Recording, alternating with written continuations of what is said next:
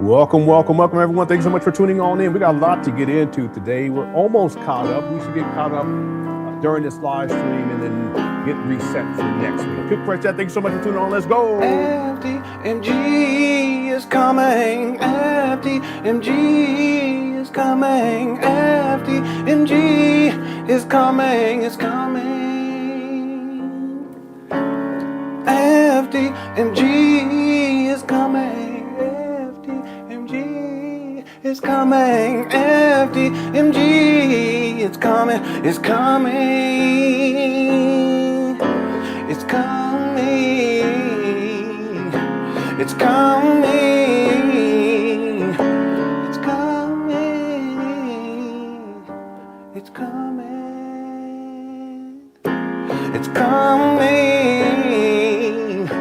it's coming, it's coming, it's coming.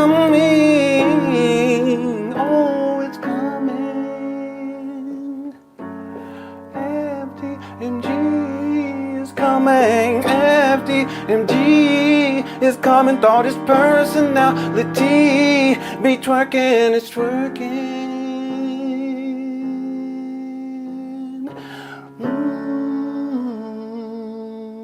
All right. Yeah, so many memories. We've been talking a lot about this whole Umar Johnson saga and all of the memories. There's just so many. I remember when I recorded that. It was impromptu. I just said, let me go ahead and record it. I did the best I could at that time, but that was such a long time ago. Here we are. How did we get to this point? Because Umar, he's fallen off big time. The live stream, I'm calling this Umar Johnson fell off, and here's why. I'm going to take some time throughout this live stream to explain how Umar fell off and how we got to where we're at here in 2026. Umar, he's a cautionary tale because he's received all of the support that anyone would need to be successful in life. And he's received that support from the Black community. He's raised millions of dollars. There's Black people who have donated to his FDMG campaign financially. There's people who've donated land. He stated that himself. I've already shown the receipts. That goes back to 2012, December of 2012. Umar stated someone donated land in outside of Los Angeles, San Bernardino, California. He also stated that land was donated to him in Philadelphia, Pennsylvania. He also stated that land was donated to him in Ghana. And yet here we are, July 23rd of 2026, and not one Black child has been educated. He's raised millions of dollars. How did he get to this point? Well, there's different reasons. There's so many different reasons. Before we get into the videos for today, what we're doing is we're getting caught up, and we should be able to get caught up on everything today. I don't plan on live streaming tomorrow or over the weekend, but then on Monday we'll be back. My schedule may be changing though. I've been talking about this for some time. We'll just have to wait to see in about 6 weeks. We'll see how things go. I want to start with this though. Okay, I've shown this literally hundreds of times. Umar Abdullah Johnson on his Facebook page, January 6th of 2010. This is 16 years ago, 16 and a half years ago. He stated promises in 2010 to begin laying the groundwork for the Frederick Douglass and Marcus Garvey Pan African School for Black boys specializing in learning disabilities and disruptive behavior disorders. This will be a private school, and yes, you will pay in order for your son to attend. He set the grand opening for September 11, 2013. Okay, that didn't take place. He's changed the grand opening date at least 31 times, based upon my research, and there's still no functional school to date. But this isn't the only thing that he's promoted and stated that he was going to bring forth and collect donations for. Now, Umar says that he started collecting donations in April of 2014, and I also heard him say May of 2014, specifically for the St. Paul's College. But the truth is he was collecting donations prior to that. Again, land was donated to him. That's a donation for FDMG in 2012. December 2012, I've shown the receipt many times. I can pull it up and show it to you, but I've shown it many times.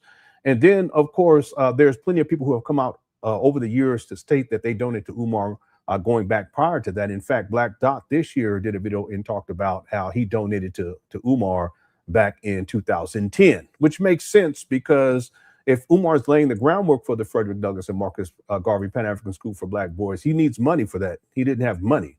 By January 6th of 2010, this is Umar. He's closing out his career as a school psychologist. And even at that time, he wasn't consistently working. In fact, in 2010, he was facing eviction because he didn't have money to pay his rent. And it wasn't a substantial amount of money either. Okay. But the point is that there are people who have come out to say 2009. I've seen people post, they said 2008, 2007, 2006. But for the documentary that I'm working on, I'm going to go with what Umar Johnson posted, where he stated that he had received donations in the form of land back in December of 2012. The point is that since that time, Umar, he's raised millions of dollars, and he's received all the support that he could receive. And he also received an alley-oop, if you will, okay, from people like Sa Netter helped to put him on. Of course, Tariq Nasheed with the Hidden Colors series. Umar appeared in Hidden Colors 1, 2, and I believe 3. Hidden Colors 1, I think that was in 2011. But Umar didn't have a strong presence at that time.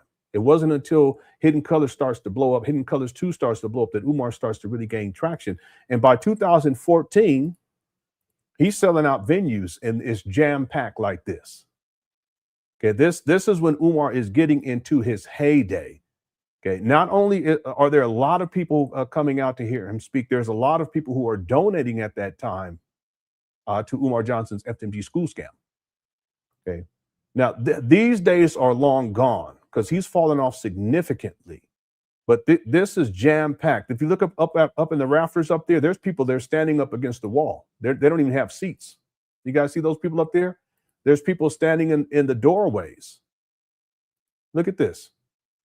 Right? Black people all over the world came out to support Umar, to give him money, to support him in his so-called cause to open up FDMG. And here we are in 2026, and Umar, he's sitting out in front of abandoned buildings that are mold infested, looking horrible. Okay, he fell off big time. How did he get to this point? So you would think that if Black people have given Umar millions of dollars, how is it that he goes from this level of support in 2014 to sitting out here by himself in 2026? See, there's reasons for this. In fact, let me do one other thing. I want to go back to 2014 and let me see if I can find. Now, by the way, I do have this image right here. Umar worked for about 3 months as a school principal here. They had a high turnover rate right here. Okay. And Francisca, she knows about this because she's done research on this too. And if you look in the calendar back there, it's November of 2014. So in and around November of 2014, Umar Johnson was working. And if you look at his child support docket, you'll see this, it actually correlates to that. And I know what school this is because there's these documents that are on the table, and there are images down here on one of these pieces of paper. And I actually was able to zoom in on those images and then cross-reference with some of the information that Francisca sent me. And I was able to locate where the school is at.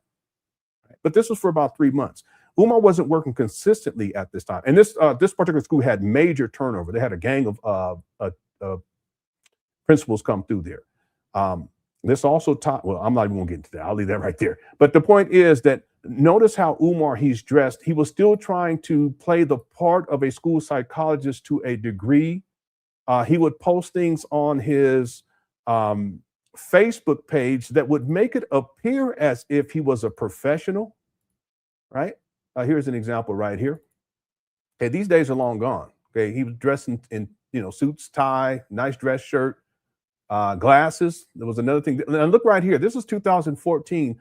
I know people last year they were talking about the date with the doctor, and a lot of people were talking about it as if, because it had kind of gotten semi-viral last year in 2025, and they were talking about it like it was a new thing. No, this goes back to at least 2014 based upon my research. Look at what it says there. October 25th of 2014, date with the doctor, FDMG fundraiser coming soon. Win confidential, all expense paid of evening to Broadway, New York City with Papa. Includes air ticket, 4-star hotel, brunch, Broadway play, fine dinner, and additional.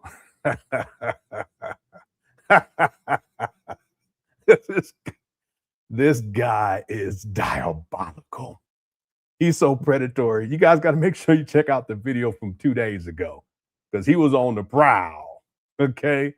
He says an additional activity of your choice. I know, real Chris. Ain't that wild? What's up, Lynn? Yeah, I forgot to shout out to everybody in the quick question chat. What's up, Afro Punk chick?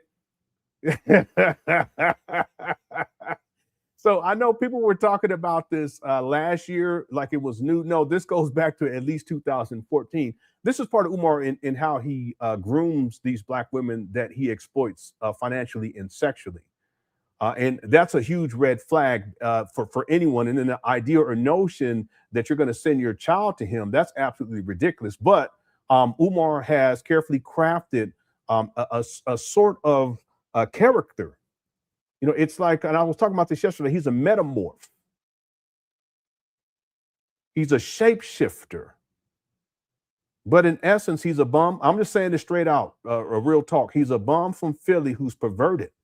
And he's always looking for ways to exploit the Black community, and in particular, Black women, for financial and sexual gain. And this is just one example of it right here. What's happened over the years, though, is that Umar, it's more difficult for him to hide his sexual deviancy and his perversion. So in 2026, he just doesn't have the ability to kind of hide it. Back then, he would dress in suits and ties and try to present himself. It's a presentation.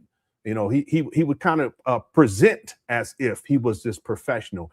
No, he was a predator then. He's a predator now. The difference is that he's fallen off, and he doesn't have the ability to hide it like he was able to hide it before. Okay. Yeah, he's cosplaying, right? So this is 2014. Notice how Umar Johnson is dressed. It's not uncommon either for if you look at these videos from that time period, but also the images from that time period. It's not uncommon for Umar to be seen in suits. Okay.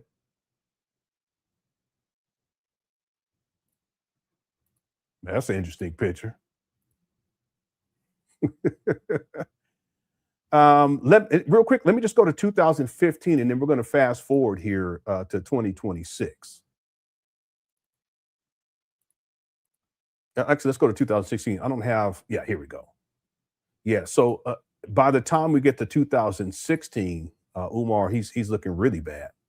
This is a very important video right here where Umar talks about how he has 1 million. Then he says he's almost has 1 million. But if you look right here, this is December of 2016. I have other videos where he states that he's going to be at 1 million by January of 2017. I have other videos where he says he's going to be at 1 million by the end of the summer in 2016.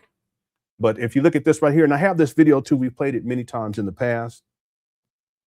It says, Dr. Papa really likes this Baltimore school. It's in good condition, stage, gym, kitchen, daycare area, office space, large parking lot, plenty of classrooms, but they want 1.9 million. We will be able to do about 1 million shortly.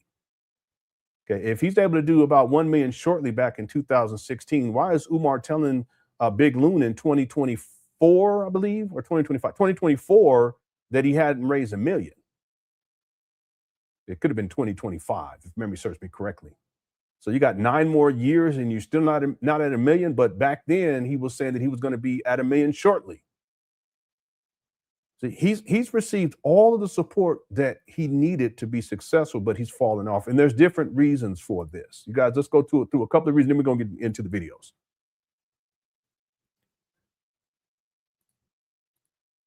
Again, this is Umar in 2026.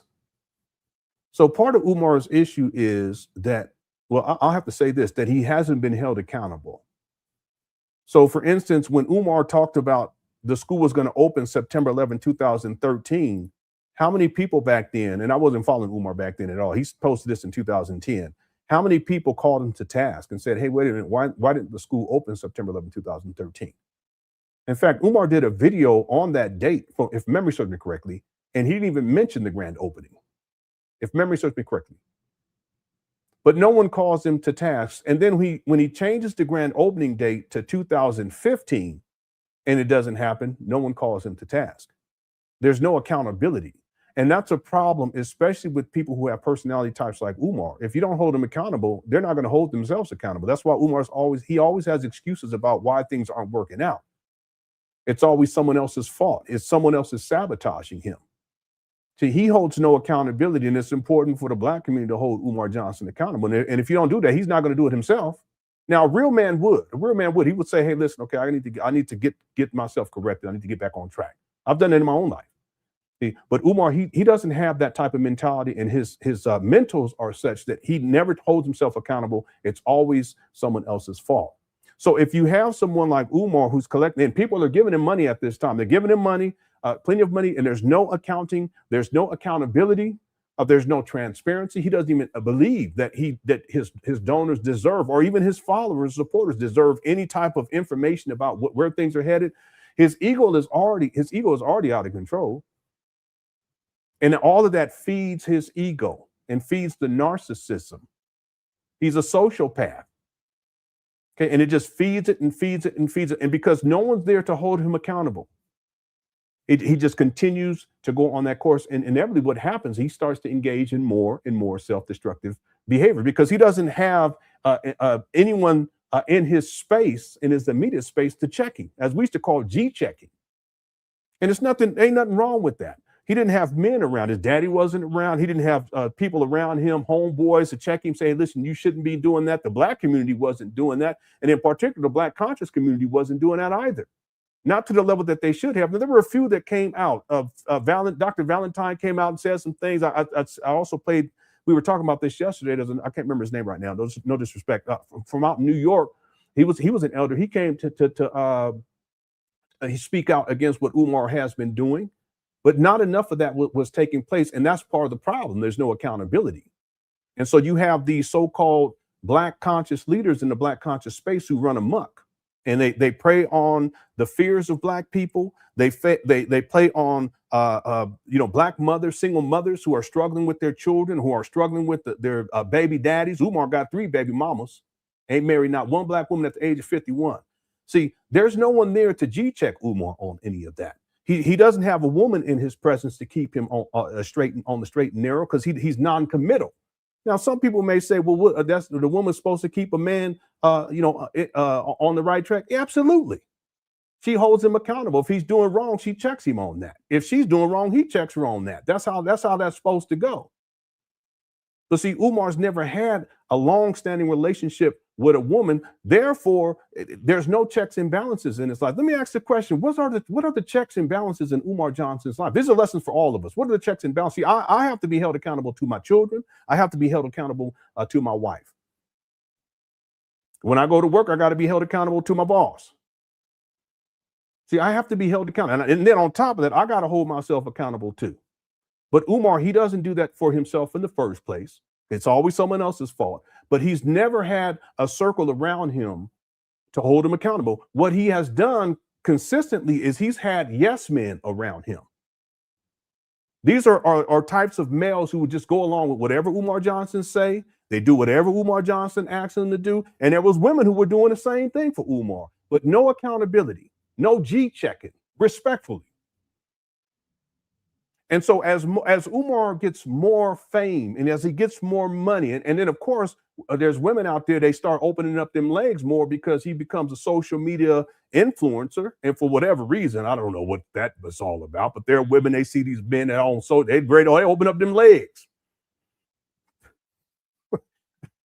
I'm sorry.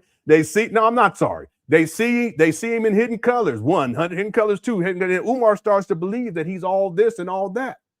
And then all of that sexual perversion has been with him way before that. He begins to outwardly express it more and more because he feels more comfortable. And then all of that feeds his ego with the women willing to give up the cooch. And Umar begins to indulge more in self-destructive practices, gambling, sex, food, substance abuse, turning the heat down.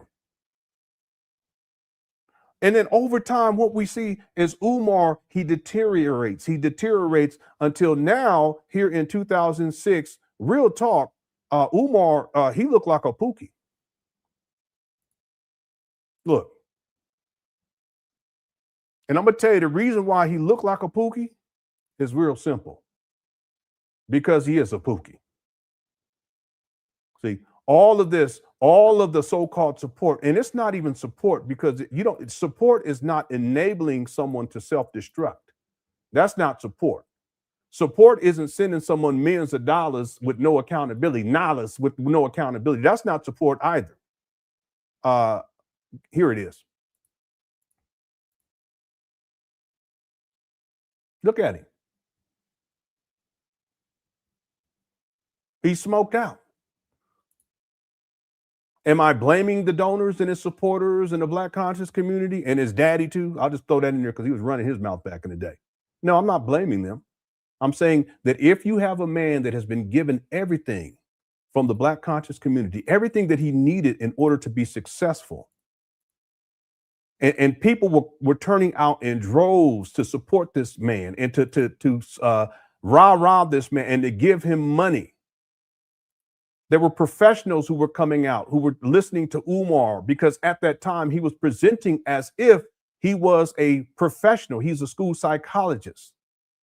But there's no checks and balances. There's no transparency. There's no accountability. And as a consequence, Umar continued to self-destruct. That's his fault. And now he sits up here at these abandoned buildings, mold-infested buildings up here in Wilmington, Delaware, by himself. He's fallen off. Another reason why, before we get into the video, Umar has fallen off is because there's been too many examples and instances of Umar scamming Black people, including with this FDMG school scam. Again, he stated the grand opening was September 11, 2013. He's changed the grand opening date, based on my research, at least 31 times. 31 grand opening dates, still continues to collect money, still lies about how much money he's collected. He's even lied about how much the purchase price was for these trap bandos. I broke that story back in February of 2019 before Umar even made the school announcement, if memory serves me correctly, February 2019. It could have been January, now that I think about it. It could have still been in January. I would have to go back and look. But the purchase price was $400,000. That's what the online record says, but I've also verified that in Francisca. Shout out to Francisca. She's verified that too, and her research is impeccable. 400,000. But see, I have a video where there's a brother that was talking about the purchase price, and then Umar says, well, how much did I purchase it for? Why didn't he just tell them? See, Umar never wanted the people to know how much he purchased them for. And the guy says around 700,000. Umar says, yeah, it was around that amount. What do you mean it's around that amount? What is that supposed to mean? See, he wants people to think he spent more on these trap bandos than he actually did, because at this point, there's millions of dollars missing. But back in 2019, I think that was the year that was in 2019 when he had that conference. I can pull it up and play it for you guys. He wanted people to think that, that's the reason why there was no more money left. And he stated that. He said in the video, he said he didn't have, the money was, we need to continue to donate because we got to get to the next phase, which is renovations, and we need money to do that. It's insinuating that all the money was gone. But later on here in 2026, Umar actually verifies that all the money was gone. See? He was on that podcast, and this was this year on 2 different podcasts. On one podcast, Umar says he had 400,000 left. There was some goofy on here talking about, well, that's not what he's saying.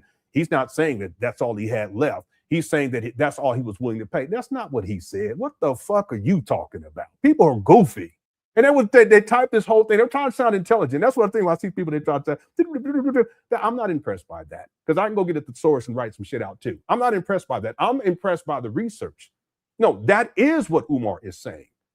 Because there's other videos from 2019 where he talks about that he didn't have any more money left. In fact, there's videos in 2020 where he was saying that, because that's one of the excuses he was given as to why he couldn't start renovations. That's why he needed more money.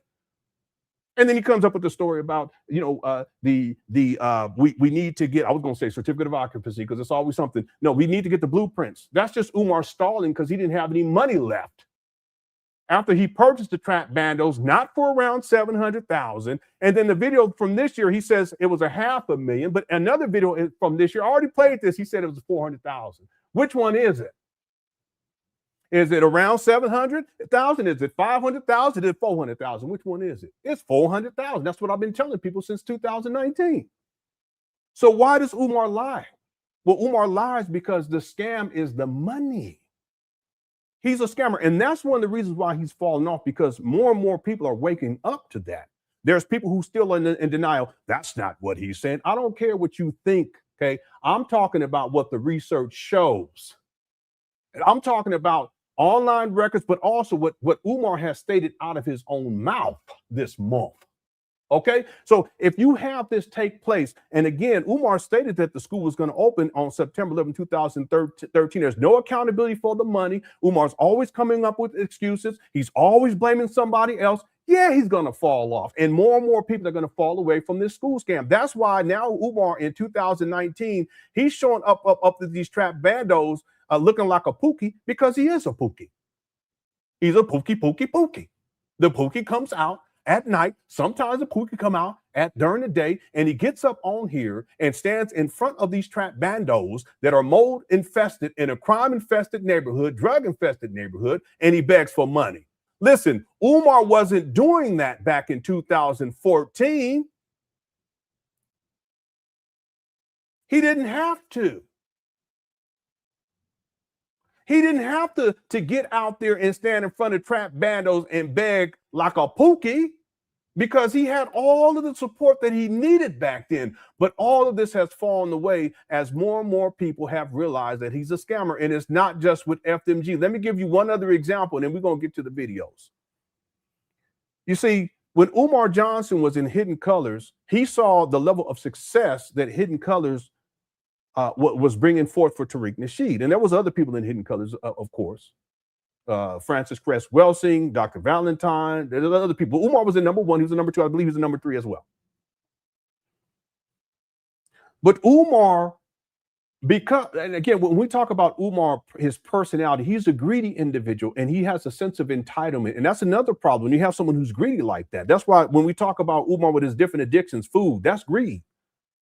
Money, that's greed. Sex, he's always on the prowl. And it doesn't matter if the woman is 50, 40, 30, or 20. See, that's all greed. You have an extreme substance abuse, that's greed. He ain't worried about not taking care of his kids. He's self-indulged. That's greed. He don't pay child support on time. That's greed. But there's no one there to G-check him for most of his life at this point. And so as a consequence, Umar, with no checks and balances, he just continues to do what he does and he self-destructs. It's all about greed with this guy. And so he would say, I'm going to do this, I'm going to do that to get more out of people, but he would never produce. And at a certain point, people begin to wake up. When Hidden Colors comes about, same thing.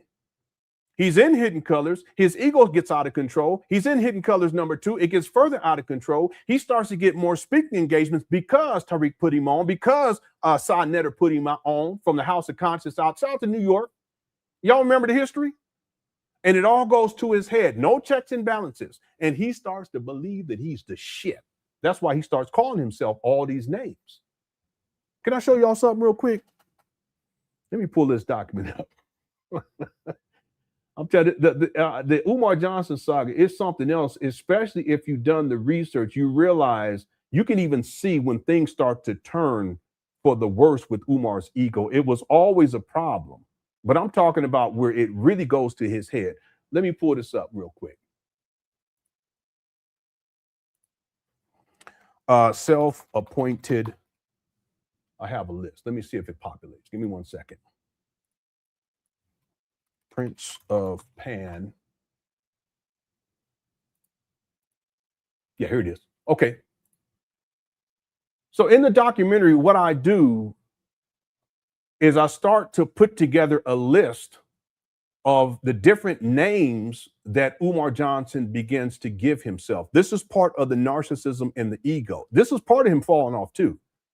That's why at a certain point, he starts to call himself the Black Christ and the Black Messiah. That doesn't happen right away. That's why the research is important. See, on October 16th of 2012, Umar Johnson referred to himself for the first time as the Prince on his social media. It was on Facebook, a self-appointed title that would later morph into the Prince of Pan Africanism. See, this is around the time, excuse me, this is around the time of Hidden Colors 2. Okay, follow me on this. Now, what I do is I start to compile a list of all, and I give the dates and time, the dates too, a list of all of the self-appointed titles that Umar Johnson began to give himself, starting in 2012. By November of 2012, in fact, November 29th of 2012, Umar starts to call himself the prophet of Pan Africanism. See, that's up here. It's a mental health issue. He's a prophet now. But watch this. In fact, I'll put these inside the chat room. He started calling himself the #1 most requested. Then he starts to call himself the #1 most requested professor. He's never been a professor. And then he starts to call himself the prince. And then, watch this. I'm telling you, he starts to call, make sure y'all hit that like button too. Our goal is 500 likes during this live stream. He starts to call himself the prince of political and military science. This is all in the same year. In 2012, he referred to himself as the 2011 and 2012's most requested grassroots scholar. He's not a scholar. He's never been a scholar. He's not peer reviewed. He's never been in any academic journals. There's no source material inside the books that he's written. It's just, he's never been a scholar. And then he calls himself, and we all, many people know him as this. He calls himself, this is all self-appointed. This is a narcissism too, because this is the narcissism, the grandiosity. He starts to call himself for the first time the Prince of Pan Africanism. Y'all already do that one? Y'all already did that one. And then he starts to call himself the BIG, the Black Intellectual Giant. And he would post pictures of who y'all think he would post pictures of when he would post this kind of foolishness. I'm talking about the BIG and Big Papa. Huh? Who y'all think? I can pull it up and show it to y'all. And then, of course, by the time we get towards the end of 2012, Umar's calling himself another self-appointed title, the prophet of Pan Africanism. Y'all don't see a problem with this? See, no checks and balances. He's not G-checked by the homies or by his father to keep him in line, or a good woman to say, hey, listen, you're going a little bit too far with this shit.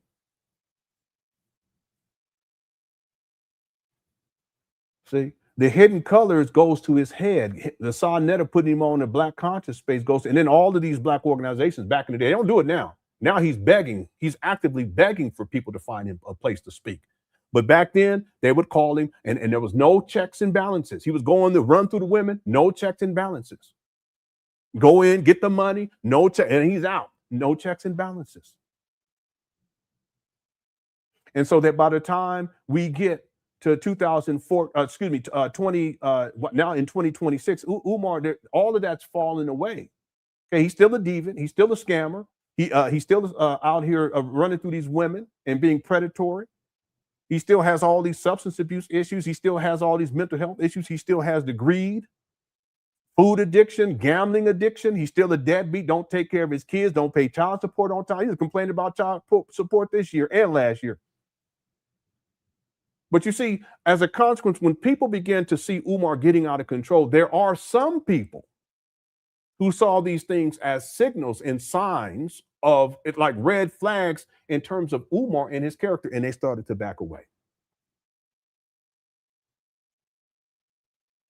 The school didn't open in September 11, 2013. It didn't open in 2015, didn't open in 2017. And then another example, like I was saying before we get into the video, is because of Umar Johnson, and he was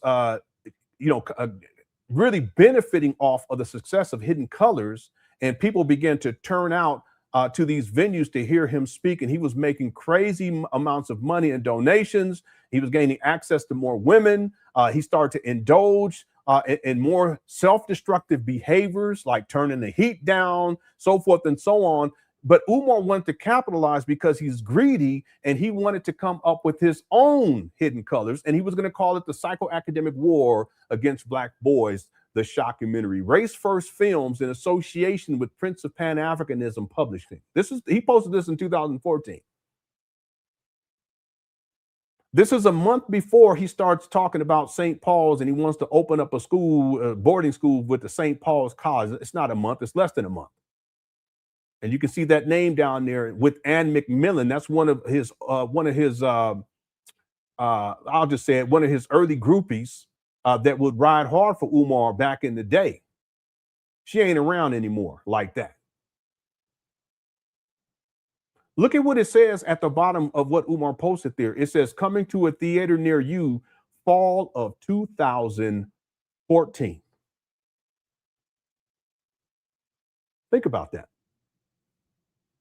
Did this documentary ever premiere? And the answer is no. See, people at a certain point, they start to recognize that Umar would always present as if he's going to fulfill something, and he would collect money for it. In fact, he was collecting money for this all the way up to 2022, at least 2022. It could be 2023, but from the top of my head, since he was still talking about it in 2022, and there's still no shockumentary. See, but this comes out of his greed. He's greedy. Umar wanted to try to get more money because he wasn't getting any residuals from the Hidden Colors, because contractually speaking, that was Tariq Nasheed's intellectual property.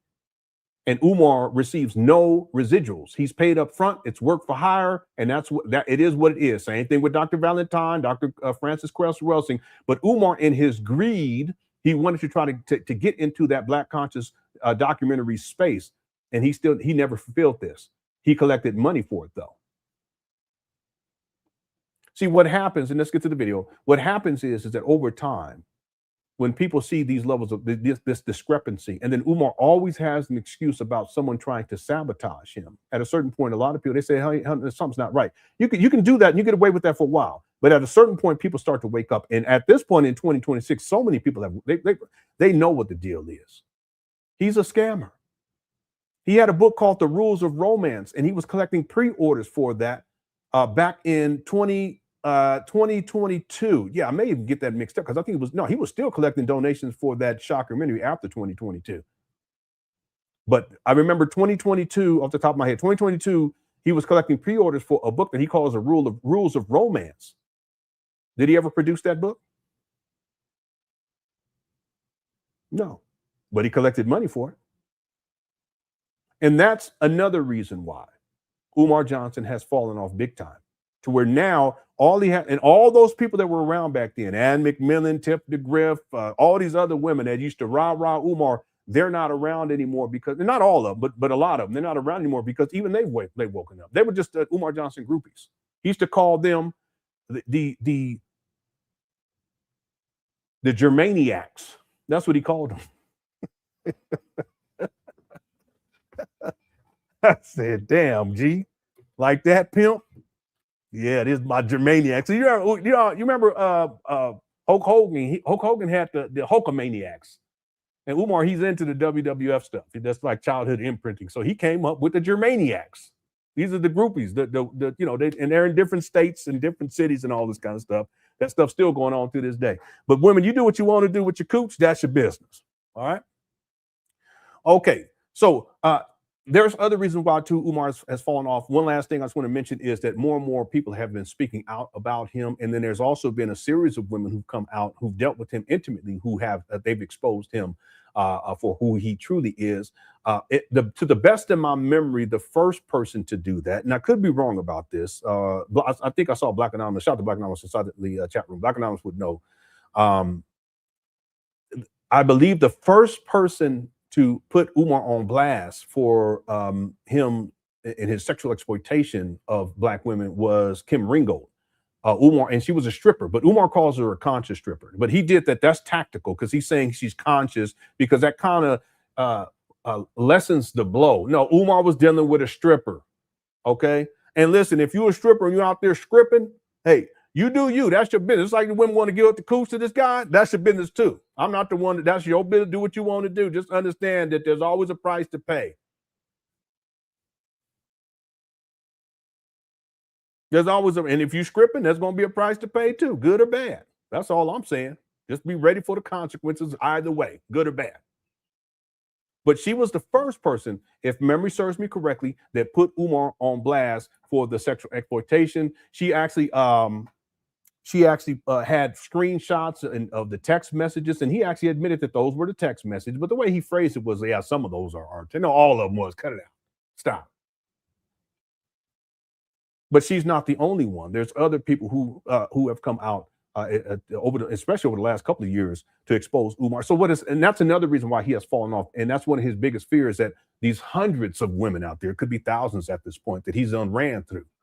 That one of his biggest fears, that they come forward and speak out about him. See? One other thing, Umar Johnson's him being a deadbeat and his lack of relationship with his children is another red flag and centerpiece that people have looked at, and it's clearly indicating that Umar Johnson has fallen off, because there's a lot of people, they just won't accept that as being okay. How he did his daughter last year, put her on blast. He told after she comes out and exposes him as a deadbeat, all he had to do was resolve her initial text message, because he heard that she had a sibling. Okay, she has at least two, though. She don't know all that, but she knows that she has one,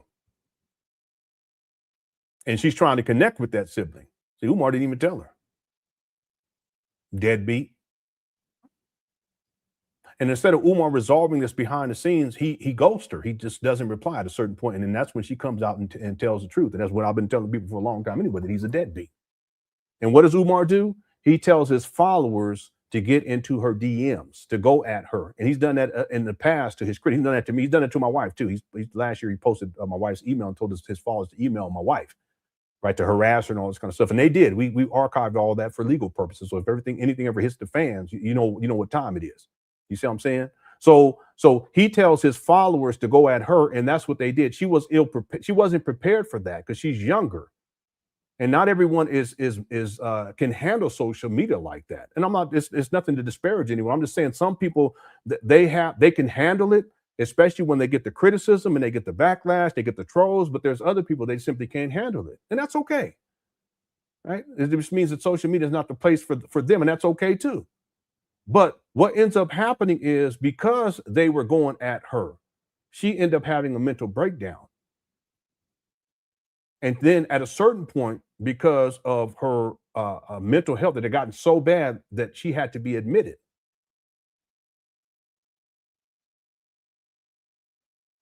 And she was.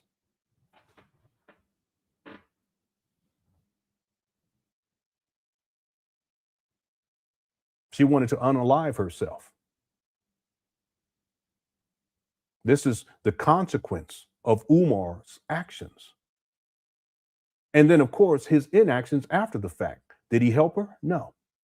Shortly after that, she becomes homeless. She's out in the streets and she's doing these videos, and it is tragic. And I never reported on it because I'm a father, and I'm telling you guys, it was horrible. I don't know where she's. I hope she's doing better now, but it was horrible. And there's people exploiting her situation too, interviewing her as if they gave a shit about her and all this. No, that's not what that was about. Did Umar help? No. So that's another reason why there's a lot of people that have fallen off, especially last year and of course this year. And he's fallen off big time. Like I said, and this will be the final comment on this, is if we go back in the day when Umar gets into his heyday back in 2014, he had all of the support that he needed to be successful in life. And he squandered it over time. Now he's reduced himself to a homeless beggar. And when I say homeless, I mean that. He's been homeless since 2019, living off of his mama in Section 8 housing. What kind of man? Raised millions of dollars. The way that should go is, real talk, is Umar shouldn't have his mama living in the hood in Section 8 housing. He's collected millions of dollars. What he should have done is gotten his own place. Get a 3-bedroom. 1 floor, because his mama is wheelchair bound when she can get into the wheelchair. Other than that, she's bedridden. Get a 3-bedroom, all 1 floor, so she ain't got to go up no stairs. No need for wheelchair access. It's not necessary.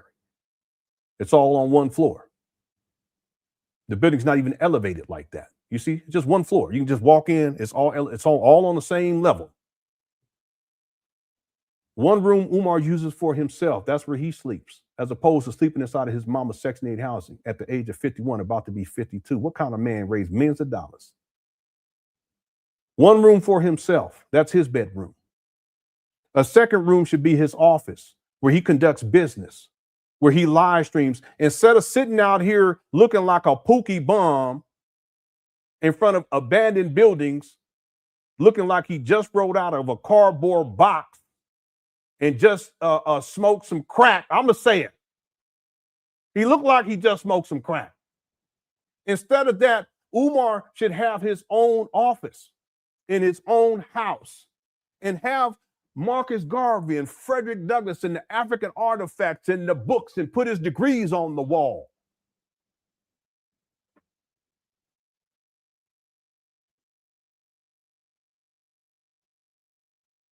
And dress in a suit and tie like he used to do.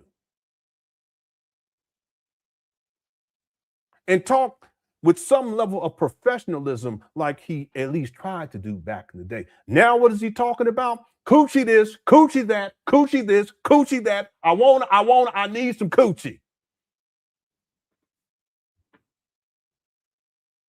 And I'm hungry too.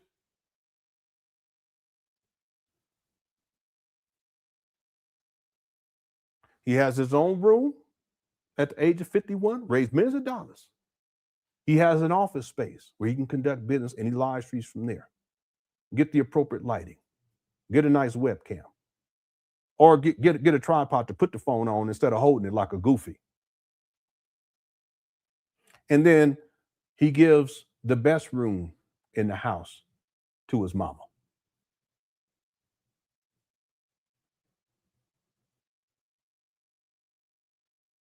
Have one of them tubs where she don't have to get it, climb into the tub. There you can open up the little thing and you can scoot her in there like that, right?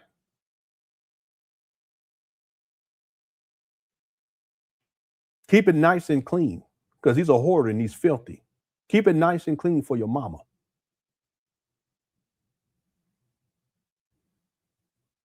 Have your homeboys come through and you guys build, oh, wait a minute, he don't have no homeboys. Well, have your wife come through. Oh, wait a minute, he don't have a wife. Well, have your girlfriend. He don't got a girlfriend. He got randoms, though. All around the land, he got randoms. And each one of them think that they special. Listen, let me tell y'all something if you're watching right here. Let me tell you something, young lady and older lady, because some of y'all old, you're too grown. You ain't got no sense. Especially that one lady looked like a grandma at the following Umar around. People were calling her Beetlejuice. Not that she looked like Beetlejuice, but what she had on. That's not the point. Let me just speak directly to you all real quick. I'm not here to shame you. I'm hipping you to the game. I'm telling you the truth. He don't give a shit about you. And listen, real talk, maybe that's okay with you. And if that's okay with you, fine. But I'm just saying that if you think that somehow he does, you're just as delusional and batshit crazy as Umar. I'm gonna leave it right there. So these are some of the reasons why Umar Johnson has fallen off. There's other ones as well. And that's why we have him in 2026 looking like this. And he's reduced himself to a homeless beggar because that's exactly what he is. All right, let's get going here. Let me get to these super chats and then we're going to get to the first video. There's probably about 4 of them and we should be able to get to all of them during this live stream. And that way we'll get reset. I don't plan on live streaming over the weekend unless Umar goes live, specifically dealing with FDMG and it's something worth reporting on. But real talk, this year he hasn't done much up there at all. He hasn't even live streamed up there all that much. Okay. Thank you guys. I hope you guys are enjoying the show. Shout out to everyone inside the Cookie Crush chat. I appreciate you guys for 78 vets here. Thank you so much. Francisca, as always. Tavares Tanyang. Sassy is here as well. And be unique is in the building. CJ, what's up, CJ? Okay. Let me do these super chats real quick. Daxter says Jermaine Kong. Why you call him Kong? Don't do him like that. Jermaine Kong, a.k.a. Manjaw, a.k.a. strong alpha males. Pathetic. Yeah. Okay. Thank you, Doctor. Enterprise says, Lenon, my vid link is in the chat. Click click hashtag Umoy's be lying. Be lying. Okay. Yeah, I'm so behind in the chat room. You posted this like maybe almost 40 minutes ago. So I don't see the link there. Yeah, and in general, I don't allow links inside of the chat room, no, but I think you have mod privilege, so that's why you're able to do it. But you can always email it to me. If you want to email it to me right now, I'll open up a browser and I'll get into my email. Shout out to Enterprise. Enterprise recently went up. I've been meaning to get to that, and I know I keep saying I know I downloaded it because I keep downloading. I forget to pull it up. We'll do that today. Okay, we'll do that today for sure. Okay, let me do these real quick. Sherry sent in a floating heart. Thank you for the 10 gems. I appreciate that. Yeah, these gems things these are awesome. I enjoy that, especially when they pop up on the inside of the chat room. That's really, really cool. Okay, thank you, Sherry, for that. David said, where's the damn school at, Dr. Umar? That's a great question. You know, there is no school. What Umar Johnson, what he's done over the years is that he's programmed his followers just like mind control. Okay, I've been thinking a lot about media manipulation and mind control techniques and how false narratives can be created, especially with the Nolan Wells case. I know, I had planned on doing full coverage. I just have not had time. And hopefully in about 6 weeks, 4 to 6 weeks, I'm gonna have more time. We just gotta see how things go. And if things work out the way that I plan, then I'll have more time to get into other types of topics. But the media manipulation and mind control, I used to talk a lot about this back in the day, and I've done a lot of research into that, including stuff like neurolinguistic programming, the use of repetition, the appeal to authority. It's like when people on the news, they'll tell you what happened, but they don't show any evidence of it, but you believe them anyway. Right? That's all mind control, because a critical thinker would say, okay, where's the evidence? Where's the proof of any given claim? Right? But if you appeal to authority, and all the Umar Johnson followers do that, they see him as an authority figure, when in point of fact, he's not. He's batshit crazy. Same thing with Cheyenne Bryant. She's not an authority figure. She's literally batshit crazy. But because of the appeal to authority and through manipulation, what she'll say something, Umar say something, people believe it. Right. So the same thing with the school situation. What has happened is that Umar has told people for so many years that he has a school. In point of fact, it's been 7 years, almost 7.5 years, that he said that he has a school. And he said it's over and over and over again, the repetition. His followers want to believe. Yeah, that's the quote dynamic. They want to believe, even though there's no evidence to prove what he's saying. See, same thing with, and I ain't taking no sides, nothing like that, because I'm impartial, but same thing with Nolan Wells. There are things that people want to believe on both sides, but they don't have any evidence to prove either way. See? They don't have any proof of what they believe in. Well, the same thing with this. Umar Johnson followers can't say, hey, listen, here's the proof that Umar Johnson has a school. He doesn't have a school. What is a school? A school is a place of learning. Look it up. And in this case, there should be children who are there learning. Where are the children? See, David, we can even set aside the school for a second. In the first place, where are the children? Right? Second place, where are the teachers to teach the children? Right? In the third place, where are the counselors to counsel the children? Right? Where are the laptops? Where's the IT infrastructure? Where's the vice principal? Where's the nurse? Where's the cafeteria? Where's the food for the kids? Where are the buses, since he's going to be busing people from hither and thither all over the planet? But fundamentally, not one black child's been educated. Not one child's been educated. So we can't call this a school. What we call this, affectionately, we call this these buildings up there, abandoned building trap bandos. That's what we call them, because that's what they are. They're literally, legally, they're abandoned. That's why they're still on the vacant property list, at least the last time I checked. So a school is not abandoned. A school is not on the vacant property list. A school is not infested with mold. A school has some HVAC going on. A school has a certificate of occupancy and a whole host of other things, certifications that need to take place, and so forth and so on. But there also has to be children. There has to be teachers. There's none of that. So yeah, we can ask the question, where is the school? But see, through manipulation and mind control and repetition, Umar Johnson has brainwashed his followers into believing, with no proof, that he has a school. You guys know that schools need to be registered with the state? I have yet, and if anyone finds it, please send it to me. I have yet to find any evidence that would lead me to conclude that Umar has even registered these trap bandos as a school. If anyone has it, please send it to me. I'll cash app you. Well, that's not a big deal. I'll cash app you $25. Okay? If you have that video where Umar was talking about how he was going to be teaching the kids how to fly helicopters, and how he was going to pick the kids going to pick their parents up from the airport and in the helicopter and take them to the school. If you have that, I'll cash app you $200. All right. If you have that video where Umar, his daddy, told the truth that he wasn't related to Frederick Douglass because it was a big lie, and if you had that, I'll cash app you another $200 or PayPal, whichever you prefer. Okay, thank you, David. James says, check your email. Okay, I'll check it right now. I know I've been running my mouth this month. Okay.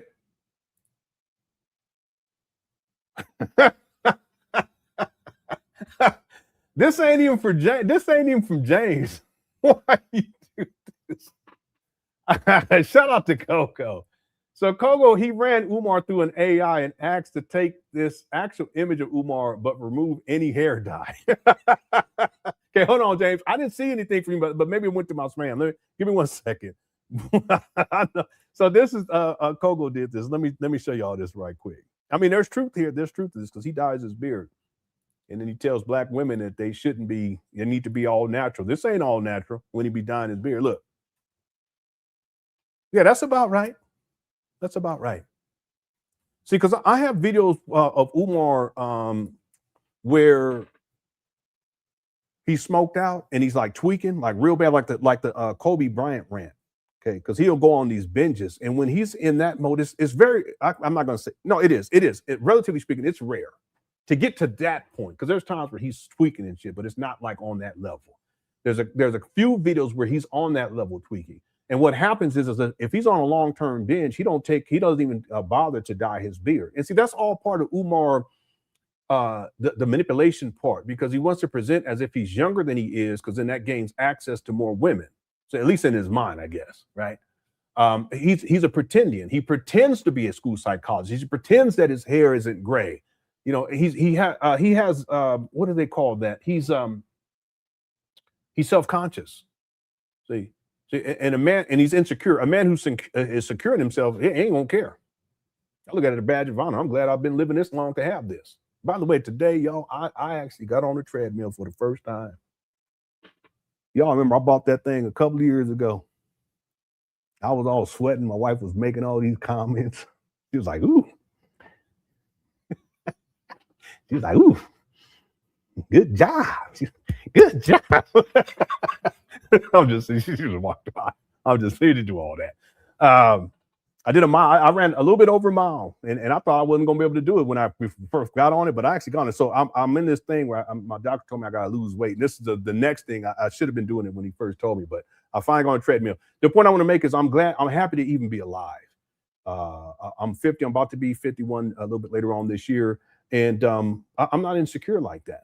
But Umar Johnson, he's extremely insecure. So that's why he goes through all of these shenanigans to try to look younger, as opposed to just owning who he is and his age and all this kind of stuff. Okay, so it's interesting. Anyway, thank you, Kogo, for sending that picture. I appreciate it. And thanks for the also, James, thanks for that. I'm looking again. Okay, here it is. Okay, I see. Okay, yeah. All right. Man, I don't, because you sent it, I'll go ahead. What in the world? Enterprise, quit playing.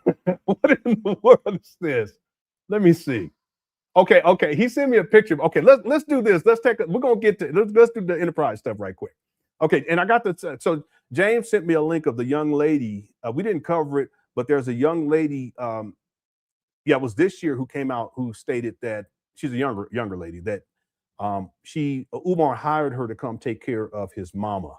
And this correlates to the story that Lenon told last year. And then this is just because remember I was talking about Umar's afraid of women coming out to expose him, and not just for the sexual exploitation part, but also for him having them come to take care of his mama. Who knows how many women he done ran through, but also had come through to take care of his mama at the same time. There's no telling.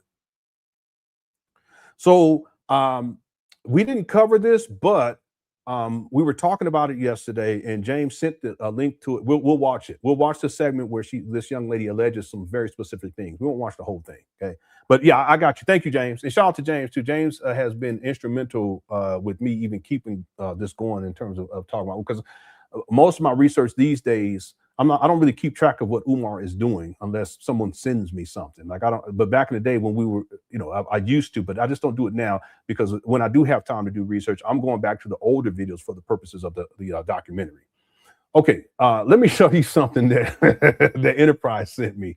Wow. Here we go.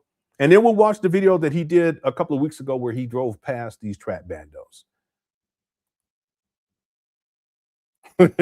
Check this out. And then he said, because he sent this to me earlier. He said he just got his doctorate. Okay, there's only one person in this picture who has a doctorate, and that's Umar. But so that's Umar. Then Cheyenne Bryant, she ain't got no doctorate, but she's pretending. She's still trying to hold on to that lie. And the other day, and I meant to do this today with members, but I didn't have the time. I'm going to make a commitment. On Monday, we're going to get together as members. It'll be members only, but we'll also do a live for everybody. But I'll make the commitment now. Monday, members, we're going to get together. So I didn't have time to cover this, but I want to cover this. She did this video the other day, and people were going in on her. There were people who were supportive too, but she ended up taking the video, the comment section down, because people were really going in. They were talking about how this robe, you can find it on Amazon. Someone emailed me that too. They said, yeah, you can get this on Amazon. So for her, it's about attention. It doesn't matter good or bad. I haven't researched her enough to say that she has narcissistic personality traits, but I think that she does. But I do know that she's attention seeking to the extreme. And there's a term for that. I always forget the term. Anyone remember what the term is, please let me know. There's a term for this. And this is her way of trying to prove that somehow she has a doctorate. And what she has on the wall, because people have looked at this and they've blown up a lot of the stuff in the back is just like, it ain't got nothing to do with any degrees or certifications. It's like awards from 4th grade and 7th grade. But there is an undergraduate degree. There's a bachelor's degree. There's a master's, but there is no PhD from, I can't remember what the school was called. I forgot. But the school that she said, the Argosy, I think that's what it's called. It doesn't exist. Yeah. Torrid did cover it. I didn't have time to watch it. Yeah. It's on Amazon.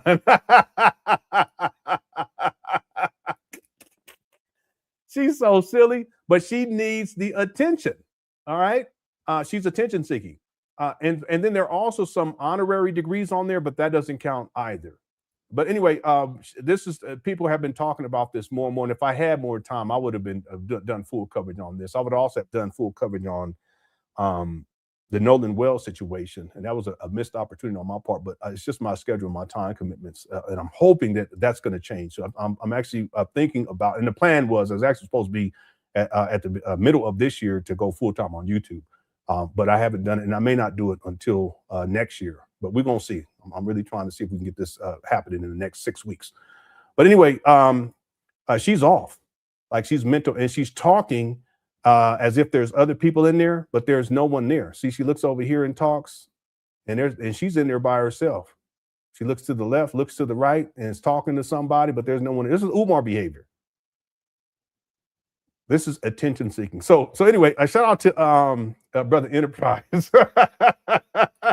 He said, yeah, I got my degree since everybody else got one. Okay, and to be fair with Umar does have a PsyD. He got it in, I think it was November, I'm gonna say November 14th, I believe, of 2012. But he was telling people that he had, that he was claiming to be a doctor the year prior to that in 2011. Okay, and then so real quick, let's do this right quick. Enterprise, he went up there to these trap bandos, a couple of weeks ago. Let me download this again. I've downloaded this. It's just I keep putting. I can't remember where I put it. I thought I put it inside of my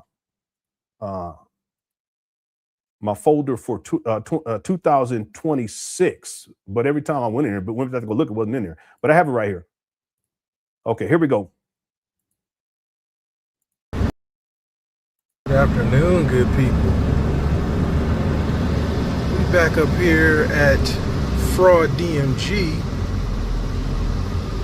I'm sorry, I think that's the Umar Academy again. I keep getting that wrong every time I come up here. My bad. I gotta get a new camera. Yeah, I'm sorry. Let me go back because I didn't have my earbud in. Good afternoon, good people.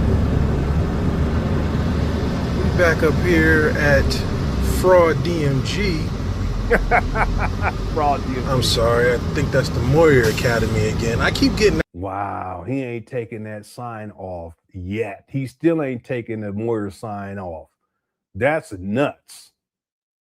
He's had these trap bandos since 2019. It's been almost 7.5 years. What's up, Sharif? Almost 7.5 years. And this clown ain't even taken off the Moyer Academy sign. Wow. What's up on my jersey-ish? That's crazy. Yeah, this 2016. Look, Enterprise put on there still black mode and boarded up doors and windows. That wrong every time I come up here. My bad. Yeah, there's that bus. Someone would, I think it was James said that's the bus that one lady donated to Umar. And I don't know. I think James said that. Was that James that said that? You see that white bus? And then brother, what's his name, went up there too one time and the battery was missing. I wonder if that's the same, if that's the bus. I could be wrong on it. What's up, Black Wolf? Thanks for tuning on in. I gotta get a new camera.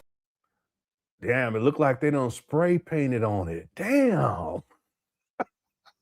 Oh, that's not the one. Okay, my bad, James. My bad. That's my bad. Anyway, that bus right there, that spray paint wasn't on it when Brother Witt went up there. But it's on it now. Yeah. It's got. Yeah, and by the way, look to the right. Yeah, let me let this play one time too, then I'll give my commentary. My bad. Here we go. Good afternoon, good people. We back up here at FDMG. I'm sorry, I think that's the Umar Academy again. I keep getting that wrong every time I come up here. My bad. I gotta get a new camera. It's got a better focal lens.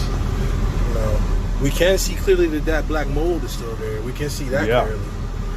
But I gotta give kudos today, Moist.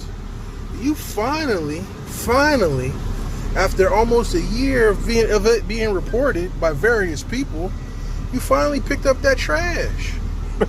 Kudos. That mold ain't looking any better though. Yeah, it's all over the place.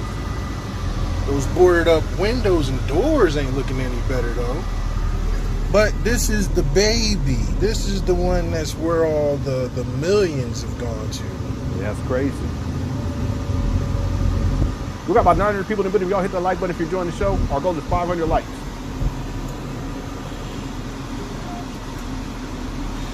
And look, we done picked up the other bag of trash. Bravo! Bravo! And yet we still got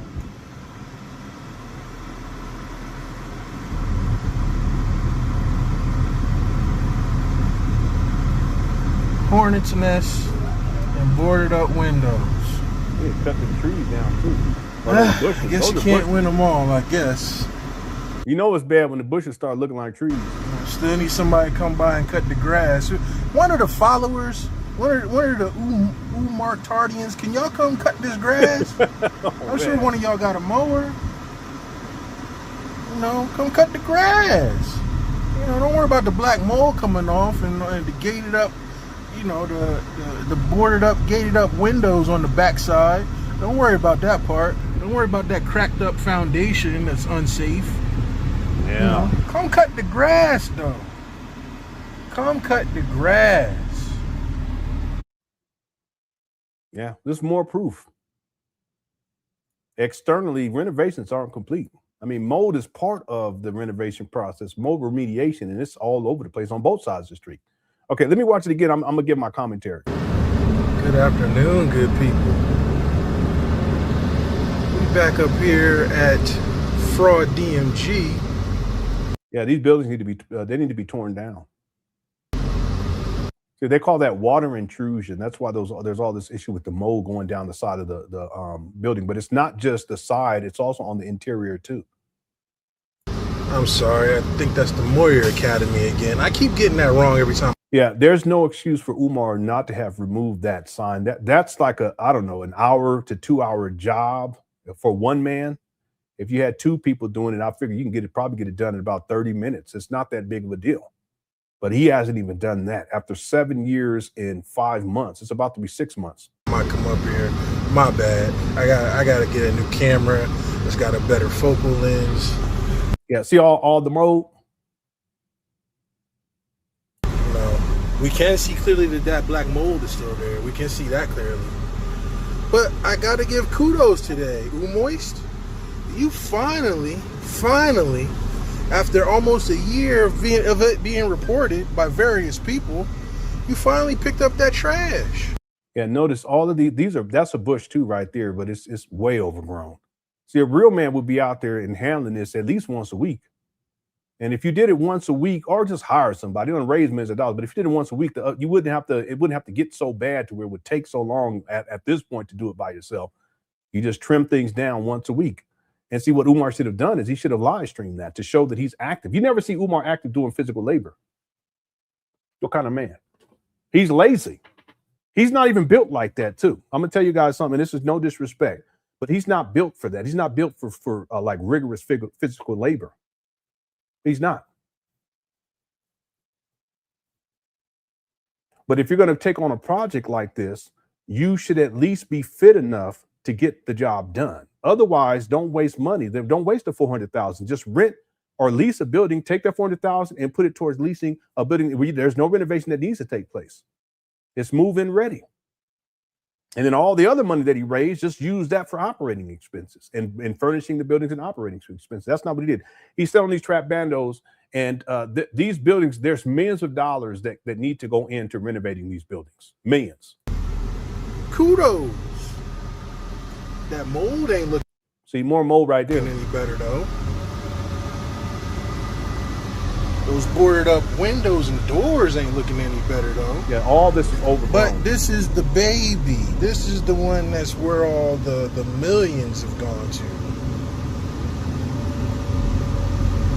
Yeah, it's such a waste of money. It really is. Like I said, Umar, he received all of the support he needed from the Black community, and this is what he has to show for it. And even still, he hasn't educated one Black child.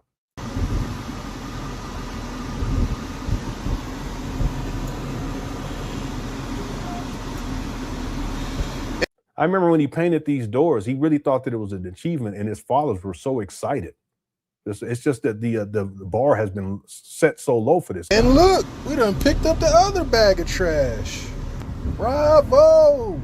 Bravo! Shout out to Enterprise.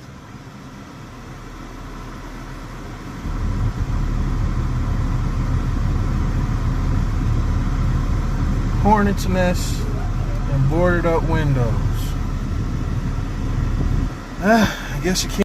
I remember one time Umar said he was going to extend this building out to the sidewalk. He was just coming up with, y'all remember that? Just coming up with anything, because he's delusional. And now that I look at there's no way, because there's power lines or cable lines, right? There's no way you wouldn't be able to extend it, because there's supposed to be a certain amount of distance between an actual building and any live wires. You guys see what I'm saying? Can't win them all, I guess. Yeah, he said that he was gonna extend this out where this grass is all the way to the sidewalk, but you can't do that. Look at the wire right there. The wires. There's no way. I guess you can't win them all, I guess. Still need somebody to come by and cut the grass. One of the followers, one of the Umar Tardians, can y'all come cut this grass? I'm sure one of y'all got a mower. Well, he used to have people cut.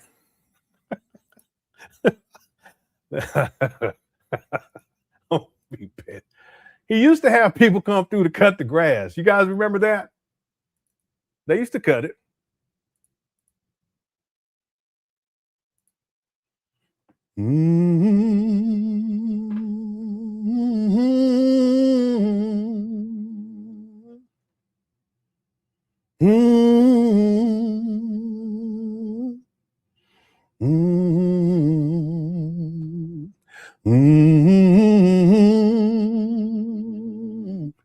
A wretch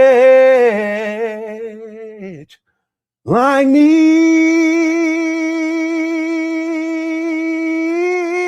I once was lost,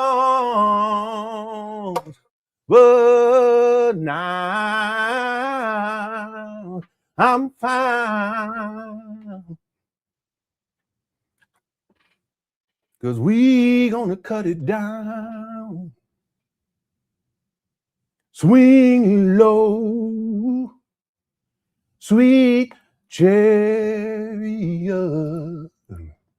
coming forth to carry me home. Sweet low, sweet chariot, coming forth to carry me home. Yes, Lord, we gonna cut it down. We gonna cut it down, whatever it is. Whatever it is. Yes, Lord. The Black Conscious Lawn Care Service. Wade in the water. Wade in the water, children. Wade in the water. FDMG is gonna get you in the water. Yeah, Lord.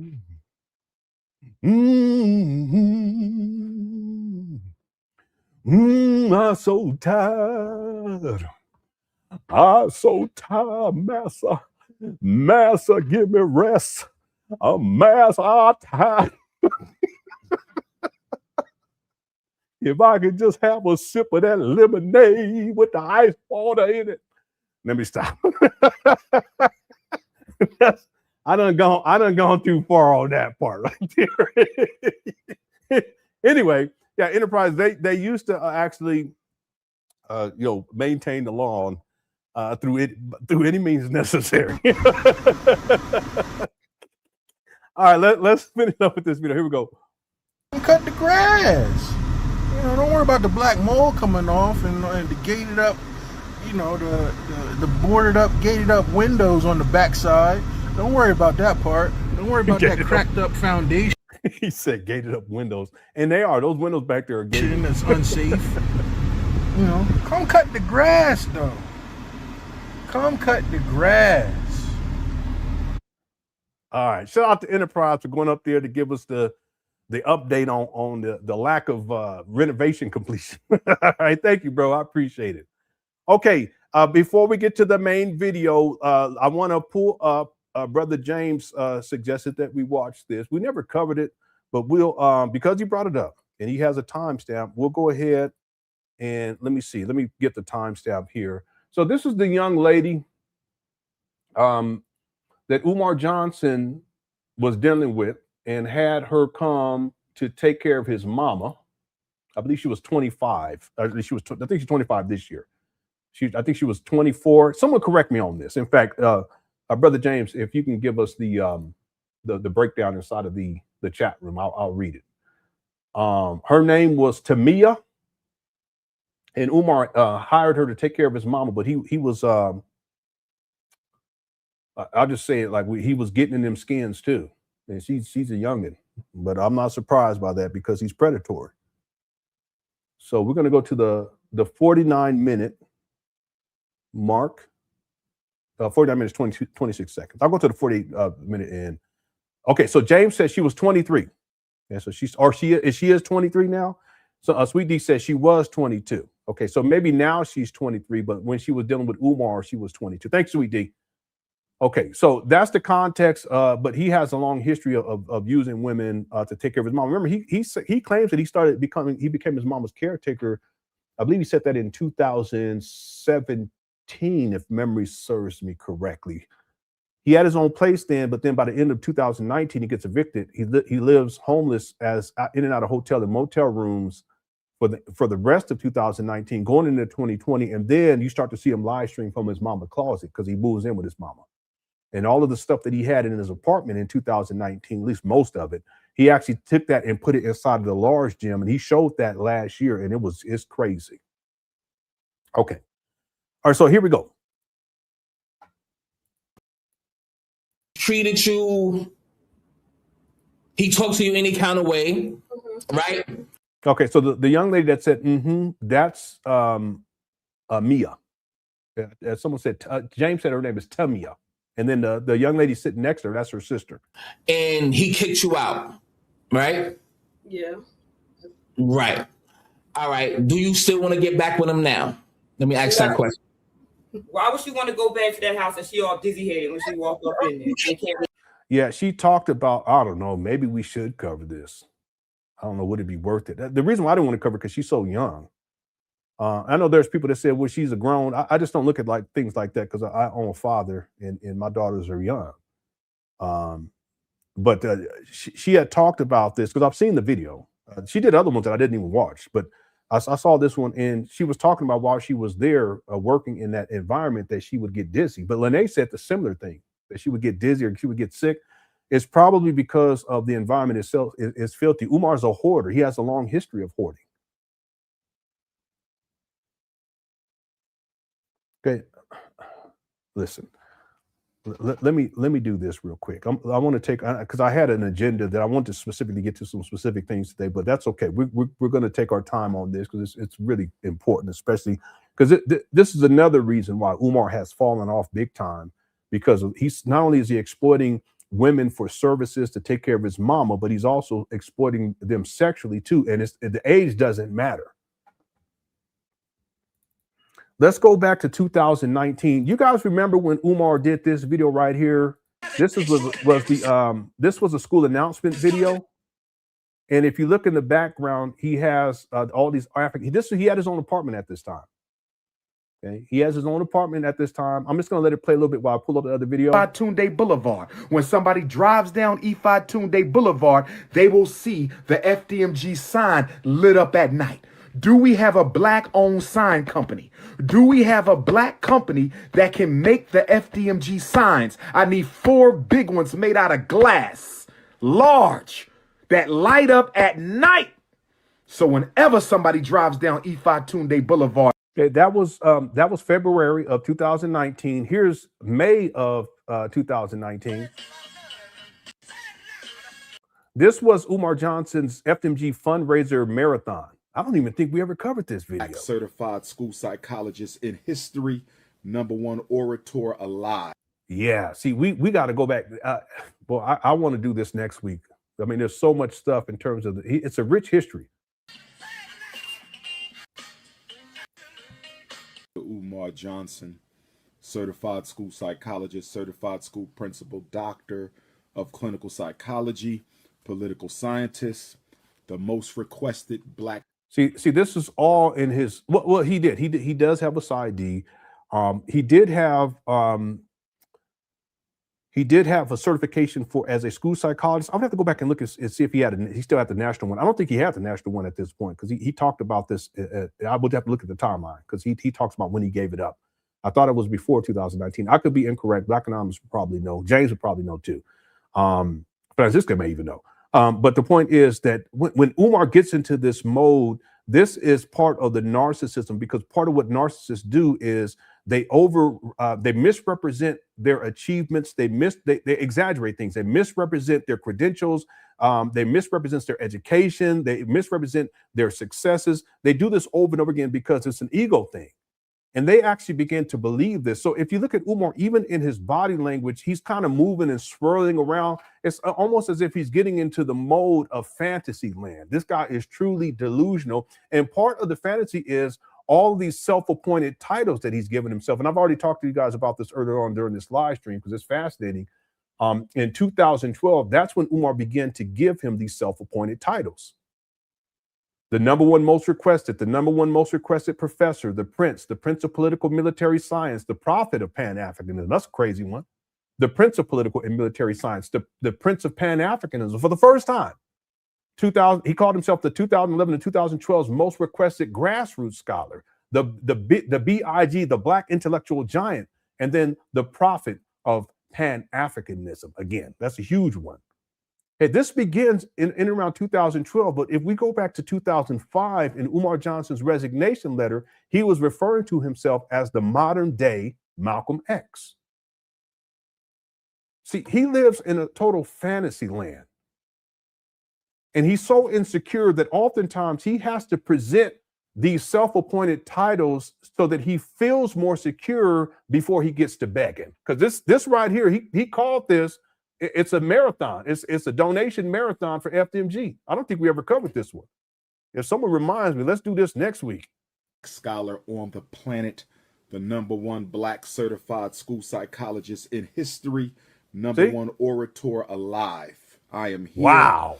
Shout out to all the brothers and sisters across the African diaspora. Shout out to the brothers and sisters here in the United States. Shout out to all my Caribbean Africans, Jamaica, Grenada, Cuba, Puerto Rico, Dominican Republic, there you go, Trinidad, Turks and Caicos, Brazil, Colombia. Shout out to Colombia. I will be coming to Colombia this fall. It's a wrap.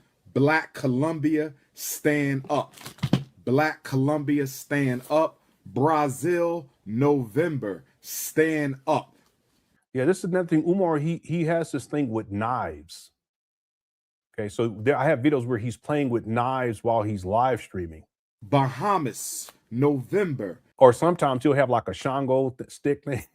Calls it the Shango stick or whatever it was. Stand up. Bermuda. There you go. We're gonna do Bermuda in the fall. Stand up.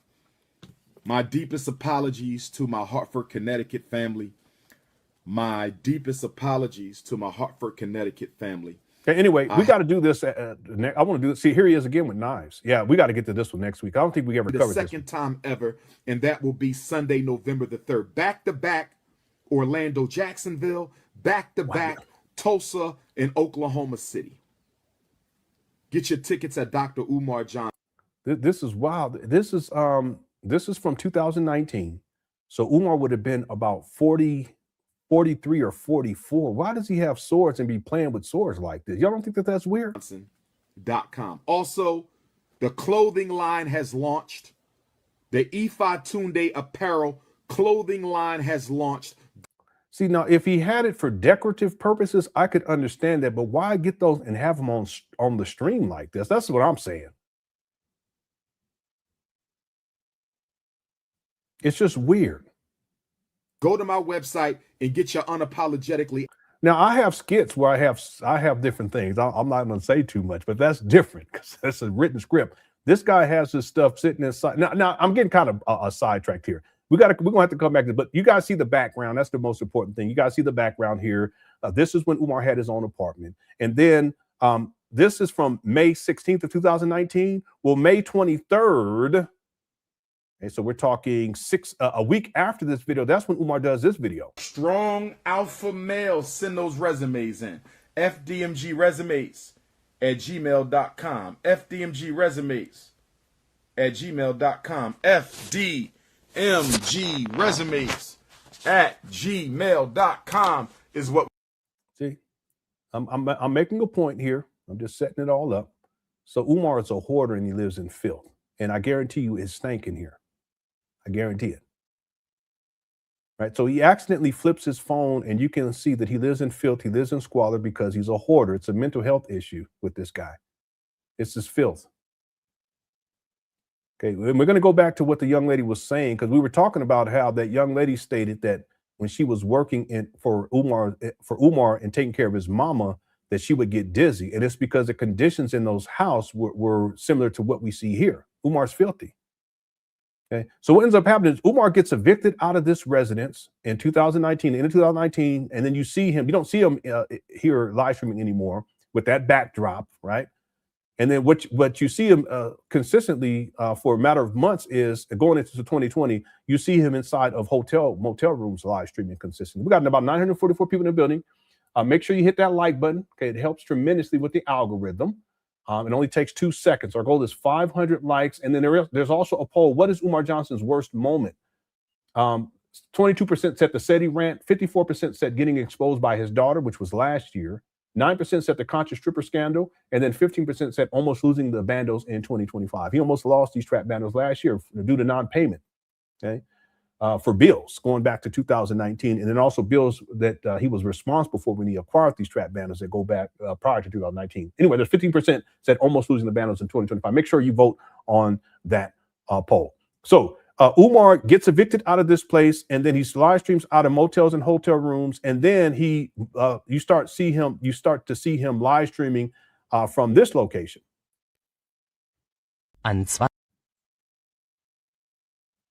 Okay, this is his mama's closet. Geht zu einer anderen. This is the wrong one. I didn't mean to put this one up. This one's in German, for those of you guys who know. I'm sure there's plenty of people who know exactly what he's saying here.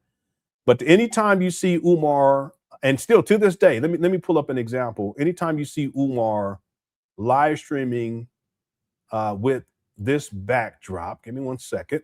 I got to find one because he hasn't really live streamed in there this year because we've been calling him out. Here's one from May 12th of 2026. Hold on 1 second.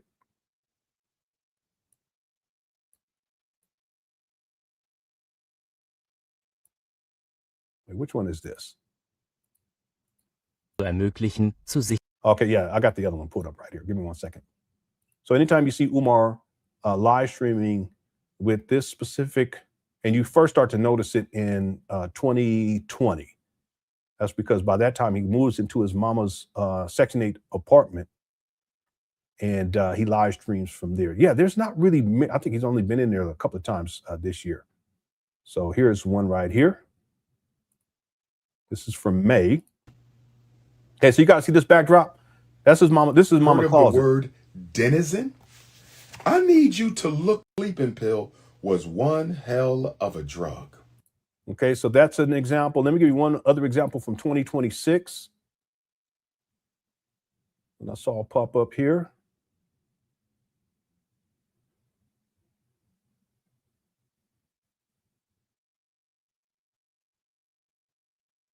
Yeah, here's the other one.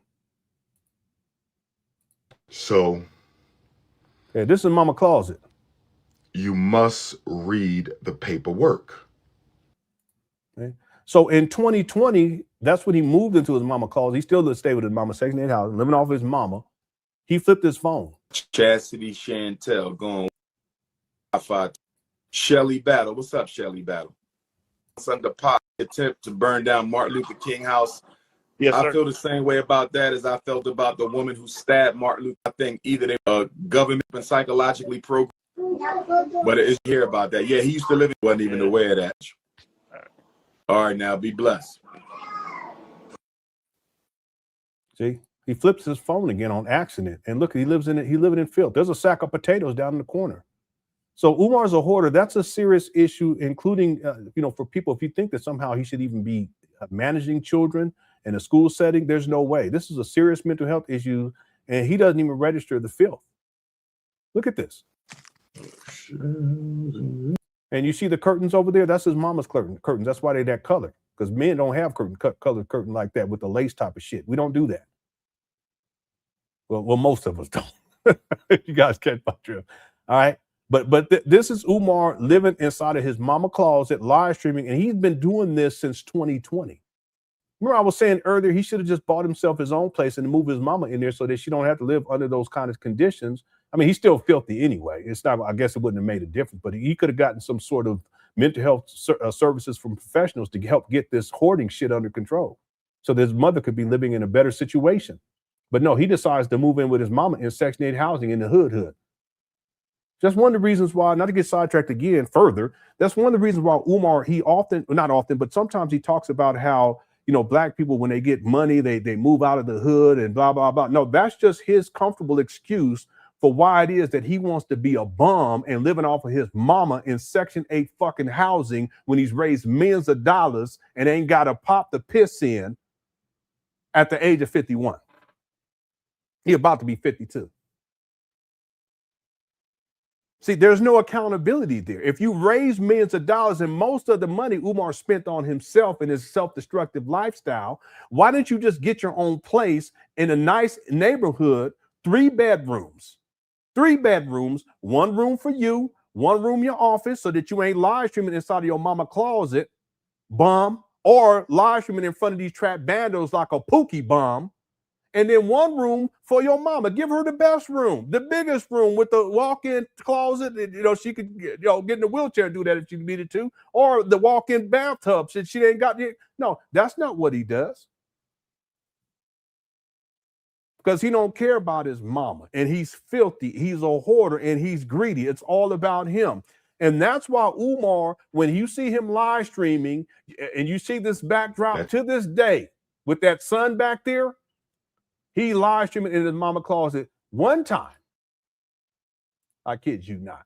He was live streaming and you can hear a rat meandering around. Hit the one. That ain't right. That ain't right at all, Umar. You should be ashamed of yourself, but you're not, because you're used to living in squalor. You're used to living in filth, and you got your mama living in filth. And see, that's why when the young lady, to put it back, that's why when the young lady was talking about how she was getting dizzy while she was in his mama's house, it makes sense because Umar is a hoarder. I was trying to find the rat video. I can't find it all of a sudden. I thought I archived it too properly. Anyway, so I showed you him flip the phone at his residence when he had one in 2019. And then by the time we get to 2020, he done moved in with his mama, and you flip the phone, he's still a hoarder situation. And then last year in 2025, look at this. Wow. Here goes Sharon. She's been in on this scam for a long time. She's from one of his OG side pieces. But you look at the gym back then in 2019, and you look to 2020. There go Tiff the Griff. You look at 2025. See, in 2019, it was relatively clear in there. But Umar gets evicted, like I showed you guys, and I have the paperwork. He gets evicted in 2019, and then as a consequence, he moves all of his shit. See, all this right here on the side there for 2025. This is all Umar stuff that was in his apartment. His books. He got some CDs. He was in there playing Connect 4. yeah, I guess. You know, DVDs. He got his suitcases up in here with his magic wand. Suitcases up in here, glasses in the suitcase, boxes of shit that he has, bookshelves. This is all the stuff from his apartment. See these bookshelves? Pictures and picture frames. This is all Umar's stuff. And he just dumped it inside because he's a hoarder. There's all of his notebooks. Okay, there are some desks that go to the school, right? They're all filthy too. Umar tried to act like this took place in 2025. If this took place in 2025, why are these books covered in a thick layer of dust and grime? That's because these shit's been sitting up in there since 2019. This is 6 years. Okay, no HVAC, no ventilation. Okay, CDs. Okay, look at the back too back there. You see back there against the wall? Look at all of that filth and trash. None of that was there in 2019. Some of that stuff, I don't even know what it is. See all those trash bags? That's all Umar's stuff because he puts his clothes in trash bags. Look at this. She don't rock with him either anymore. She used to rock with Dr. something. I can't remember her name right now. This is all Umar Johnson stuff right here. See that shoe down there? He actually posted that on the Instagram page a long time ago. He still got that shoe right there, the red, black, and green shoe. You see his fitted caps up there? Those are the fitted caps he be wearing. Okay? This is all Umar. That big back TV, well, that's the same big back TV we see when he flipped the phone. Look. See, he was filthy in 2019. He's filthy in 2020. He's filthy in 2025. And yeah, he's filthy in 2026. But you see that big back TV over there? That's the same big back TV Umar put, and he just turned this into his own personal storage. And it's filthy in there. See, bags of clothes. This is all Umar stuff. Look at this. He's a hoarder. Windows all busted out, just filthy. So this is all to say, because I just want to put all this together, that when Lene talked about how she had issues by being inside of that filthy, his mama's filthy apartment, and then this young lady comes out and talks about the same thing, it makes sense. Okay? I wish I could find, I was trying to find that rat video. Let me, matter of fact, I'm gonna find it. Give me 1 second, because James sent it to me. What was that I want to say last week. Let me see if it comes up again. I thought I had archived it as rat.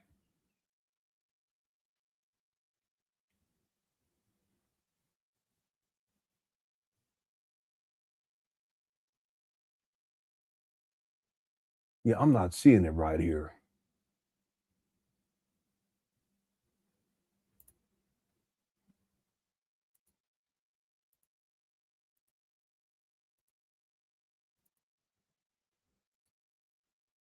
Yeah, I'm trying to find that rat clip right now. Maybe this is it right. No, that's not it, because that's the other one that he sent me. Okay.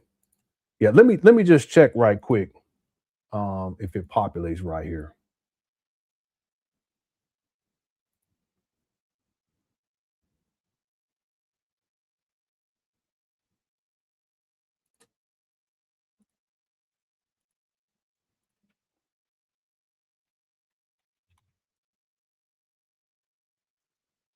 Yeah, Captivat, you weren't here when we played that one? He was in his mama closet.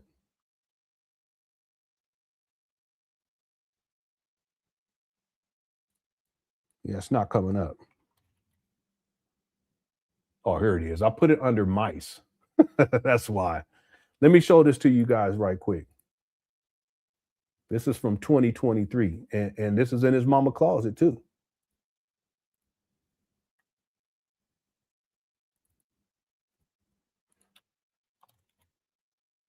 Here we go.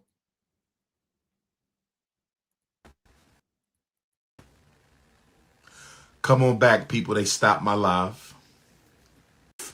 Will be. Yeah, I got to skip to the final part because he gets out of his bum chair.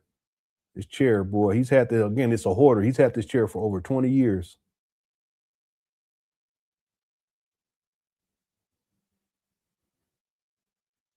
Where is it at? Doesn't he get it? Yeah, he does. He gets up. If memory serves, yeah, he does. He gets up because we compared the chair, how it looks here, and in the other video where he got up out the chair when a social worker came to check on his mama.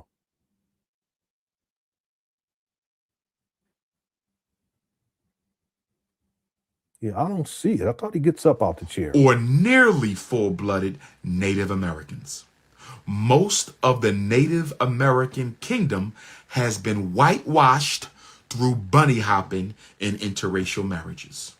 Most of the Native American population in America has been whitewashed through bunny hopping and interracial marriage. You're going to see when you watch the film.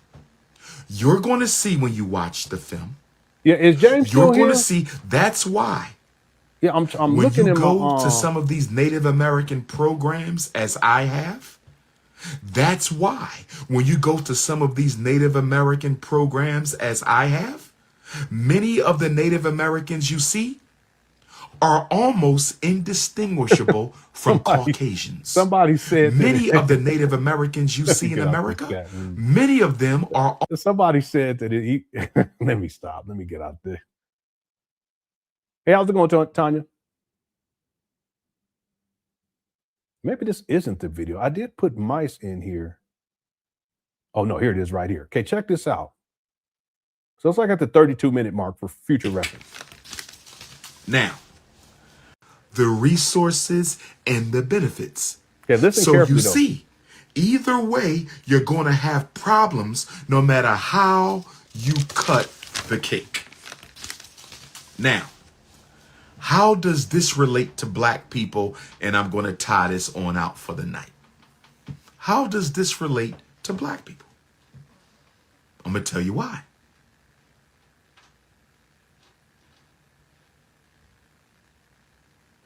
Okay, you guys hear that sound? It's like that rustling sound. Listen. Black people.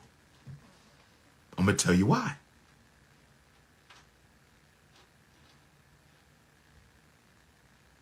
I'm going to tell you why. See that? He hears it. Listen again.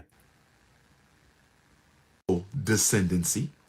Anyone who can prove tribal descendancy from the Cherokee of Oklahoma. It's at the 30. You hear it? See, and this is crazy. It's at the 31 minute mark. That's when it starts, at least. Let's go to the Cherokee Nation of Oklahoma. In the Cherokee, anybody who can prove tribal descendancy, not slave descendancy pretendians, not slave descendancy pretendians, but tribal descendancy. Anyone who can prove tribal descendancy from the Cherokee of Oklahoma. So you heard it there. Here's it again. They can become a citizen. But the problem with the one-drop rule of the Cherokees, the problem with the one-drop rule of the Cherokee, the problem of the one-drop rule of the Cherokee is you end up with a whole bunch of people who don't care about the Cherokee people, don't really identify with the Cherokee people, do not really feel an affinity for the Cherokee people, and they are just claiming to be Cherokee so they can get the land, the resources, and the benefits. So you see, either way, you're going to have problems no matter how you cut the cake. Now, how does this relate to black people? And I'm going to tie this on out for the night. How does this relate to black people? I'm going to tell you why. That's got to be a big rat. What's up, James? I'm going to tell you why.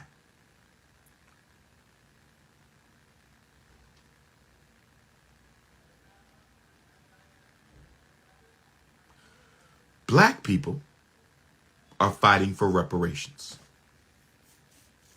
which we are entitled to.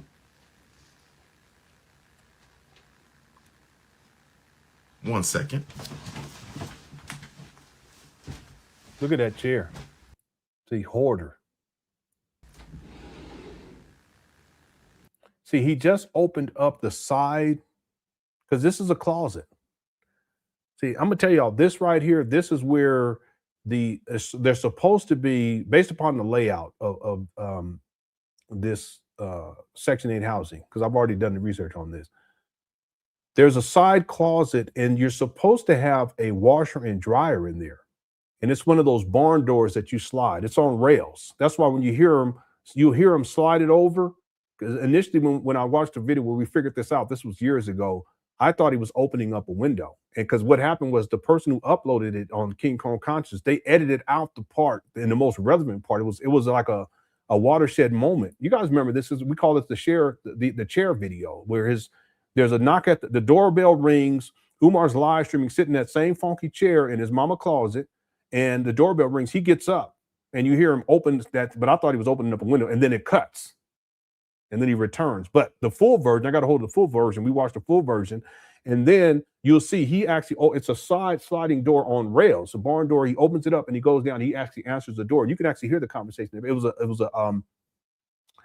was a case caseworker checking in on his mother. And Umar, he's talking about, I'm the oldest son, and I'm her primary caretaker. They've extended her hours. So in what he's saying, they've extended her hours of care. And that's his way of justifying why it was that he was there at that time.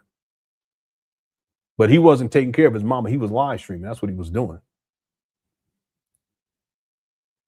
So Umar hears this rodent, and he gets up out of the chair to deal with it.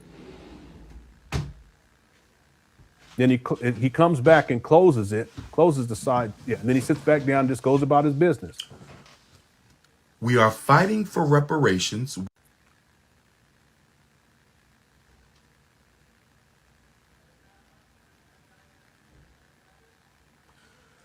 You can hear someone talking right there. Black people are fighting for reparations, which we are entitled to.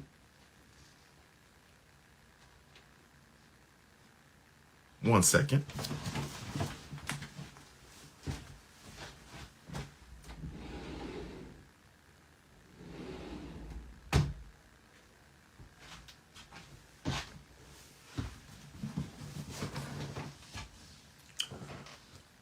We are fighting for reparations.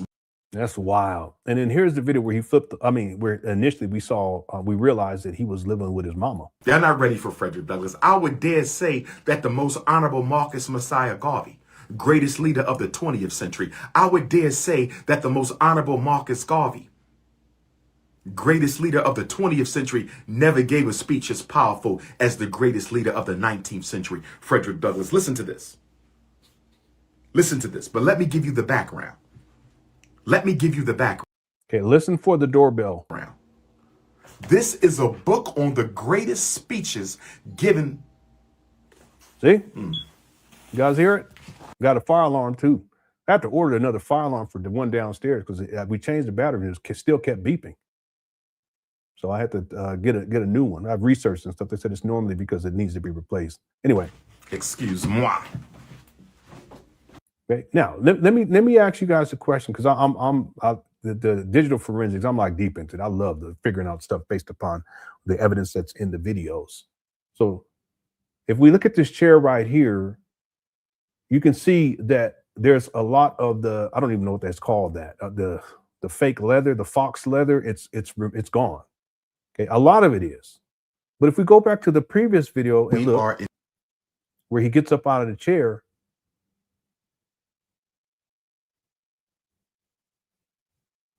Where can I find it? I thought he was at the 31-minute mark. Let's see. Not slave descent. The resource.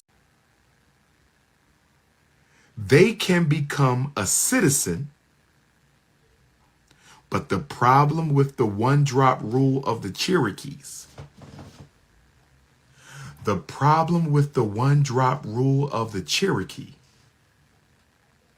The problem of the one-drop rule of the Cherokee is you end up with a whole bunch of people who don't care about the Cherokee people, don't really identify with the Cherokee people, do not really feel an affinity for the Cherokee people, and they are just claiming to be Cherokee so they can get the land, the resources, and the benefits.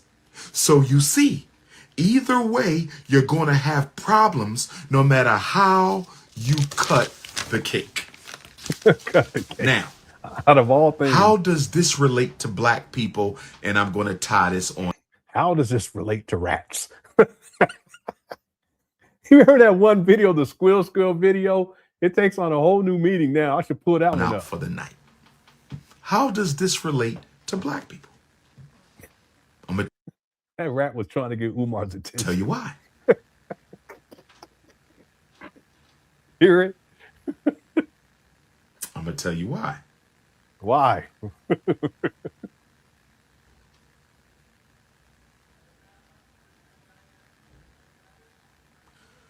Black people are fighting for reparations, which we are entitled to. He was. That rat was bothering him. 1 second. All right. So you see the chair here? Based upon what we see, which video was older, right? Which video was older in these videos? This one or this one? Or we can say which one is newer. This one is the older video, and we can look by the video forensics. You can see this is the same chair. It's the same backdrop. Sometimes he covers this particular backdrop with this poster thingy, if you will. I don't know what it's called, of Marcus Garvey. Sometimes, but most of the time it's plain like this with this teal and blue, whatever they call it, these different with the sun. I got to find a copy of that, boy. I could do a skit on that. That'd be hilarious. But you see how the pleather or the I don't know what they call that. It's gone, but it's not. I mean, it's bad. It's horrible. But by the time we get to this video, it's way, I mean, it's, man. Yeah, the armrest too. The armrest too. But he's a hoarder and he holds on to things, and it's filthy, it's dirty, and I'm sure that it smells too. It's got to smell. So to bring it all back, when Lenon was talking about how the living conditions at his mama's apartment was horrible and how she felt sick, it makes sense. And then this other young lady, when she talks about that too in this video that we were watching, and this is from, she tells this story in 2026, but I think she was dealing with Umar in 2025, if memory serves me correctly. She talks about that too, how she was feeling sick or dizzy. Okay, well, that makes sense because Umar is a hoarder. I've given all the evidence of that. And this is his mama's closet right here. And this chair is just, there's no way. It makes absolutely no sense. It's a mental health issue. Watch how Umar explains why he still holds on to this chair though. Watch this.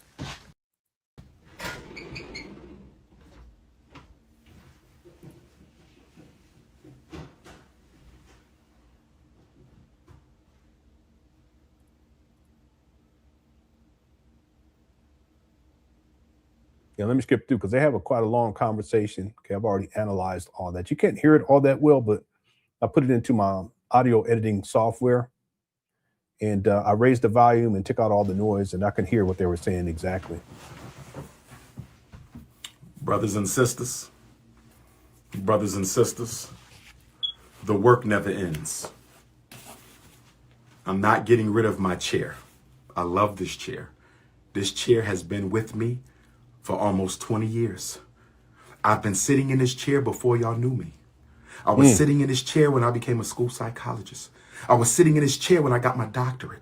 I was sitting in this chair when I took over the conscious community. I was sitting in this chair when I became King Kong Consciousness. I'm not giving up this chair until the chair gives up on me.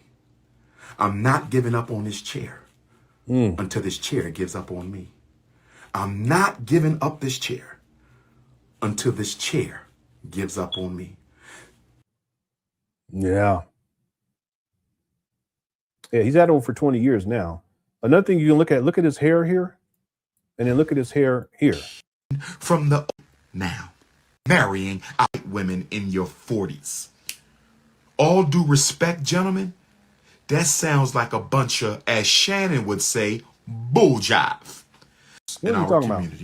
You were so Trump against African ancestors, but before anyway, you see the hair. So this is another thing, because I can actually go through my folders because I have everything archived by date, and I can go through and buy folders for each year, and then in the folders by month and day. That makes sense, and everything's out.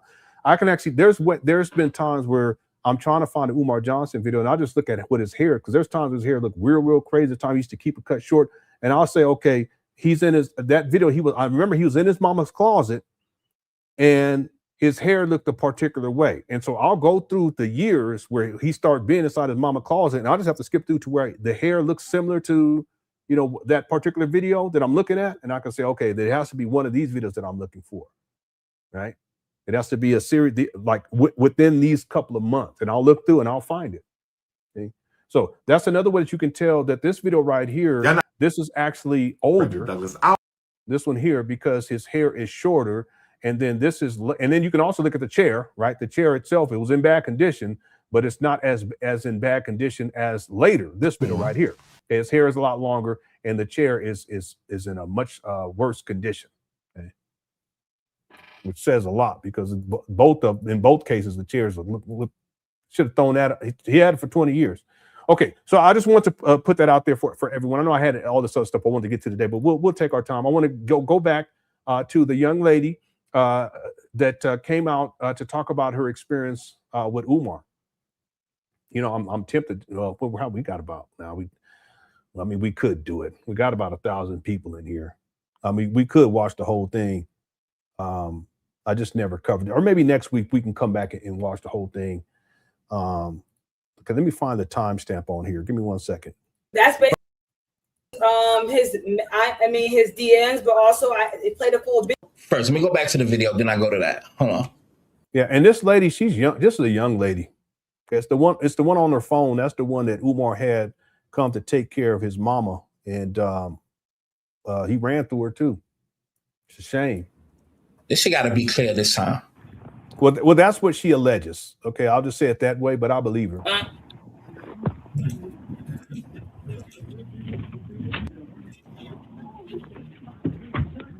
Okay, let me skip through. See that? Let me blow it up a little bit. So that's when I initially met him on Instagram DMs. How I was telling you, it started off as a joke. I didn't think he was going to respond. Yeah, December 13th of 2024. You see, it kind of a little bit over a month later. He's talking about appreciate you. Where are you based? I said I'm in Lawrence. Text my cell. It went to iMessage. Then it started going to phone calls and stuff. You know. And really, those text messages were just to verify that she was in contact with Dr. Umar. That's basically his DMs, but also it played a full video. You see me scroll over to his page and back to the DMs to basically confirm that's his actual page, people. Right. Yeah, and that's how I got his number. Now the screenshots are his number with iMessage. You see that in the voicemail he left on my phone. You see that. Right. Let me play that. Okay, I'll take myself off. Play that right now. The voicemail. You know, I'm looking crazy right there a little bit. I'm just pressing. Is it right here? Yeah, she's young. She's really young. But basically, I can see right here. Basically. Here it is, y'all. Hold on for a second.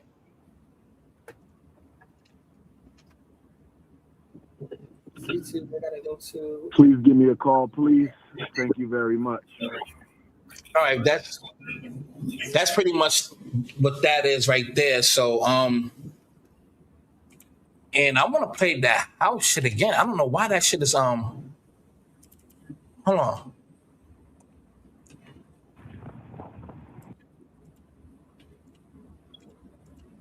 Okay, I don't want to show this part because they show the outside of the mama's house, and let me just to be clear. I knew about the location many years ago. In fact, there were people that we would talk about it like over through email, and I would talk. I also used to bring it up how because there's steps to get up to the front door. What took place was they constructed this lift, like a wheelchair lift on the sidewalk, like near the sidewalk. And then they cut into the building an access point. And then that leads into the actual apartment. So when they showed this, like I already know this because I've already looked at the layout too. I've looked at the if you want to call it the architectural designs. I've already looked at all of that. But this young lady, she actually has video of the It's a living room right there.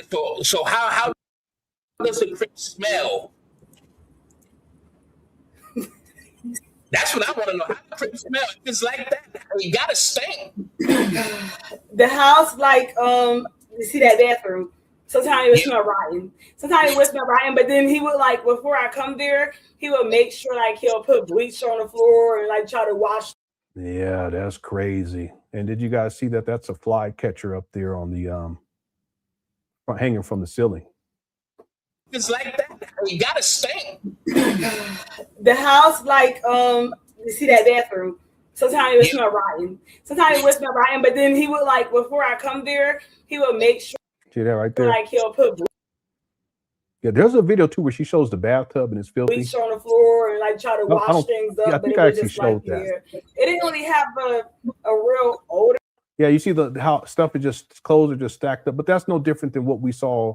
How he has filth and trash stacked up. He just stacked stuff on. And when he flipped the phone inside of his apartment, when he flipped the phone in his mama's place, where he had the sack of potatoes in his mama closet. Like a bad odor, you know, took the trash out and stuff. It was just that all that stuff, you know, I think Siobhan thought it was mold. He's so old and he puts like hair dye all in his hair and splats. Yeah, let me be careful because there is a video where she shows the mama, but I never downloaded that. I didn't even want to have that on my computer. Anyway, let's get to the part here. It's right here. Top of my head, and she's telling me to get. She's telling me you get up and down. Really, Knowing I gotta in reality, right? Let me go to, yeah, hold on 1 second.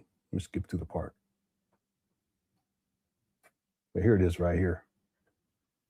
Like living below. Let's from now. When I'm on here with my hair like this, I'm gonna care.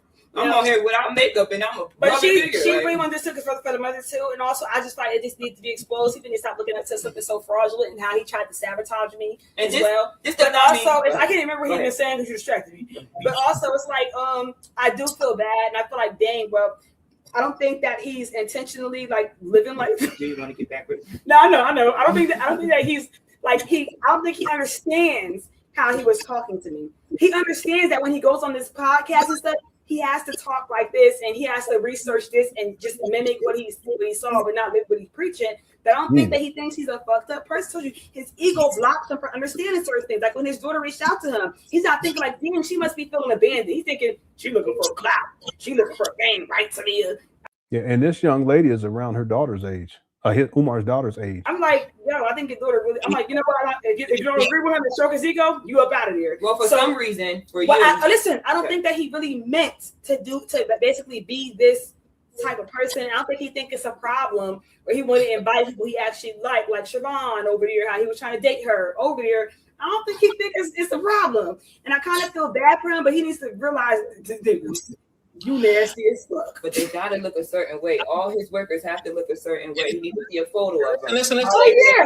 When I was about to go to Columbia, he was asking me like, "Yo, can you give me somebody 5'5" thick in the thighs, like the memes?" I'm like, "Yo, what?"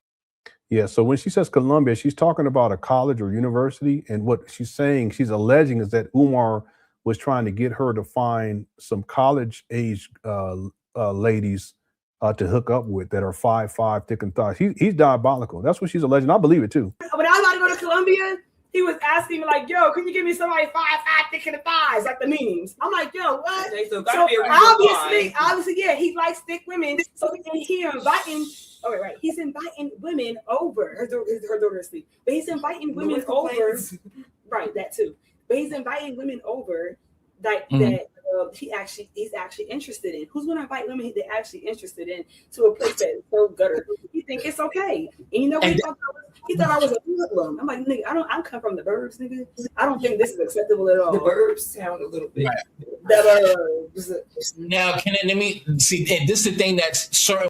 All right, we'll leave that right there. Yeah, I'm not surprised by it. I believe it. I'm not surprised by it at all. But the thing is that he shouldn't have had her taking care of his mama, and he shouldn't have been dealing with her because she alleged that they were intimate as well. And again, far too young. And at that time, Umar was 50. He's 51 now. Okay. Thanks, James, for that. Let me do this. I gotta get caught up on these super chats. I'm so behind. We'll do this, and then I want to play. I at least want to get through the video where Umar is interviewed by Father David. I have a short clip. It's about 2 minutes long, and he gives an update. I guess you would want to call it an update on FDMG. All right. Okay. Hold on 1 second. Baby mamas, no home.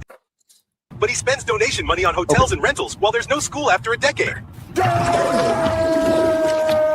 ideas and move forward together. Damn you, Lenon!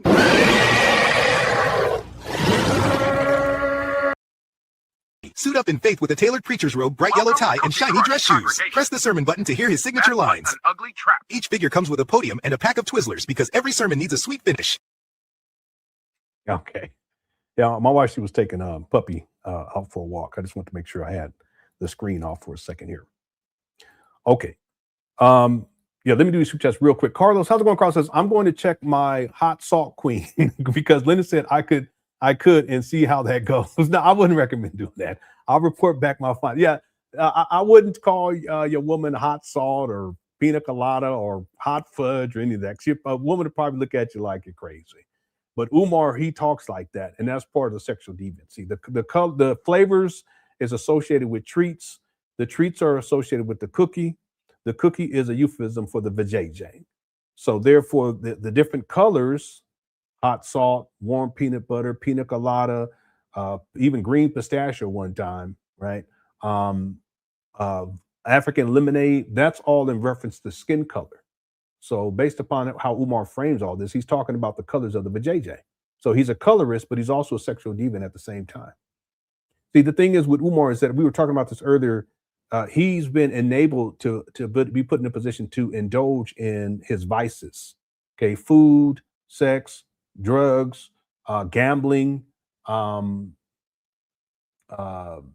There's a whole host of them. We've covered all of them. But the point is that what ends up happening with this is that he groups them all together, or he groups some of them together. So he'll group the food with the cookie. The cookie is euphemism for the vajayjay. Well, the vajayjay, that's dealing with sex. Okay. And then treats, which is those are food. So he gives treats. They're always sweets, cinnabuns, right? Cookies, cinnabuns. Well, that deals with another one of his addictions, which is food. He's gluttonous. So he'll mix these things together. It's very telling in and of itself, right? And that's another reason why Umar has fallen off, because he's overwhelmed with these different levels of addiction, and it's all consuming to where he can't be a functional individual in society. On top of that, he has serious mental health issues on top of that. Even him holding on to that funky chair, that's a mental health issue. See?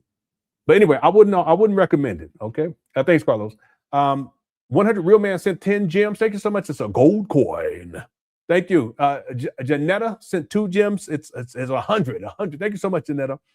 Van Varner says, remember when Umar raised that 200,000 at one point and called his donors trifling ass black folk for not donating more money? He wasn't appreciative. Yeah, he wasn't appreciative, and he was abusive too. That's another key element of Umar, is the sense of entitlement. See, if they had given him 300,000, he would have still complained. If they had given him 500,000 by that time, he would have still complained, because he always feels like he deserves more. Remember I was talking about how he's greedy? Okay, Umar is very greedy. And this is another example. And instead of giving respect to the individuals that sent Umar all of that money up to that point, and I can pull up the video, but for time's sake, let's keep going. Instead of thanking people, I'm talking about sincerely thanking people with respect, he actually degrades and demeans his donors, and he calls them trifling ass black people. He wants to use the N-word, okay? But he said black people. Okay, that's all anyone would need to know. And there's a lot of people, when they saw that, they recognized that something wasn't right with Umar. It's just not until later on it really becomes apparent. The SETI rant, the Zora rant, him going in on his baby mamas last year. More people have woken up because of that. But yeah, he was so ungrateful for the hundreds of thousands of dollars that he had received at that point, which was relatively early on in in the St. Paul school scam. But he was so ungrateful. And then he says, I'm grateful, but I'm not content. Something to that effect. No, he says, I'm gracious, but I'm not content. What he should have said was, I'm grateful. But see, that he told the truth. He's gracious for people sending him money. See that? As if he's the one that's doing this great work in supporting people. No, they're the one that have been gracious to Umar. You see that? Yeah, I can pull it up and show it to you guys, but it's fascinating, right? Thank you, Van Varner. Enterprise says, I'm tired of the "cause he's black past this dude gets." Yeah. Like black people can't have accountability or standards due to a good cause. Get the fuck out of here. Yeah, that's a standard response for Umar Johnson followers. I have that on the list. They go to, you're trying to tear a black man down. No, if someone's doing wrong, someone's doing wrong. It's not an issue of black or white or other. That's not. It's irrelevant. See, but people will say things like that. Well, he is black. He's doing the best that he can. No, he's not. Okay. Yeah, is he black? I guess, but is he doing the best he can? No, he's a scammer. He's a skeezer too. He out here running. See, why would people make excuses for someone who's running through 20-year-olds and he's 51? And if y'all think that young lady is the only one, you got something else coming. Give him a pass. Give him a pass for what?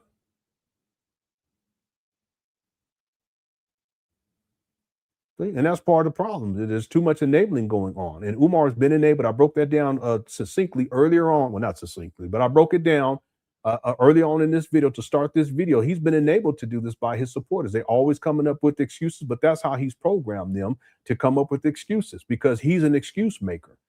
And it's always someone else's fault. No, he needs to be held accountable. And the more people that do it, the better. And fortunately, there's people these days that are doing a fantastic job, and kudos to them. And it's more now than ever because more people have woken up. Thank you, Enterprise. 100% Real Man sent 2 gems, Silver Star. Thank you. Phony Macaroni sent 250 gems, MVP. Thank you so much for that. 100% round to 2 gems, 100 again. And then also thumbs up. Thank you, sir. All right. What's up, Cheryl Secondborn? Hope you're doing all right. Says Umar's beard looking drier than a Popeye biscuit in the in the Mojave Desert. Yeah, those Popeye biscuits used to be real dry. I used to eat those back when I was in college the first time. I sure did. And I would put honey on them because they would give little packs of, but I would put a gang of honey on them because they was dry. All right. Thanks, Cheryl Secondborn, for the super chat. Pink Lady said sunshine. Thank you so much for the sunshine.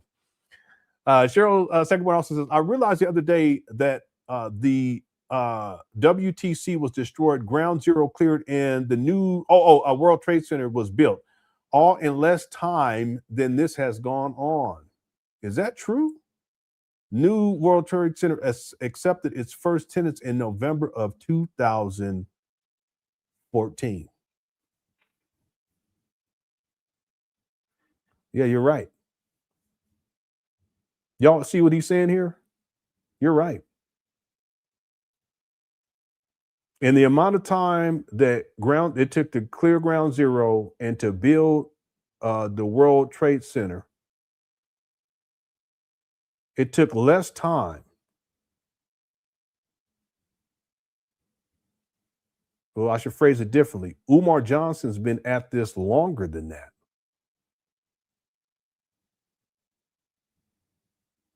It takes Umar longer than that just to get to where he has trapped bandos in Wilmington, Delaware, with mold all over the place. Yeah, that's deep. You guys see what he's saying here? I got to say it because I messed it up. The amount of time that it took to clear Ground Zero and to rebuild and to build the World Trade, the new building they got up over there, it's huge too.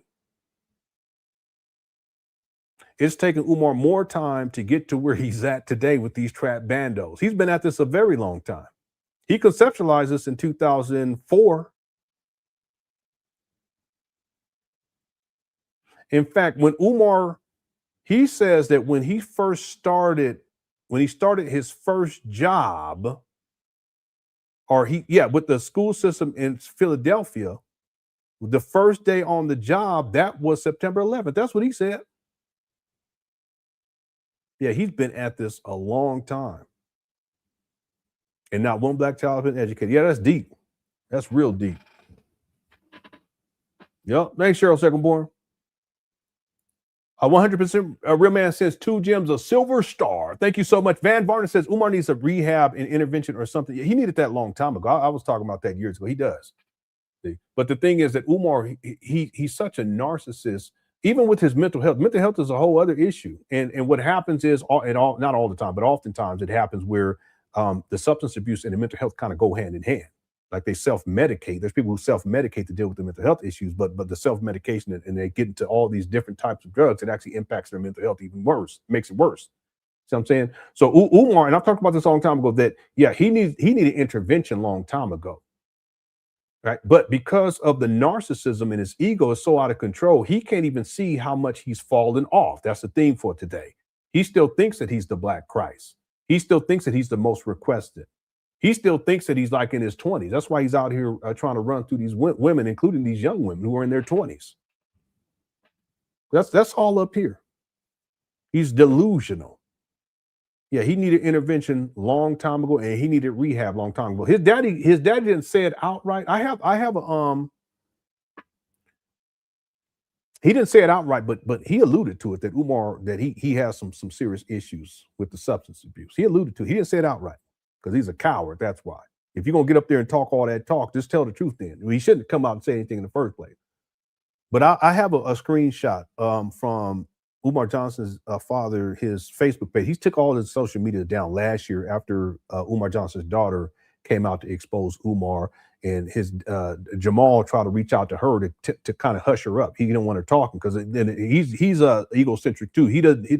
The reason why he came out to speak about Umar was because it didn't reflect well on Jamal, that Umar was out here acting crazy with the SETI rant.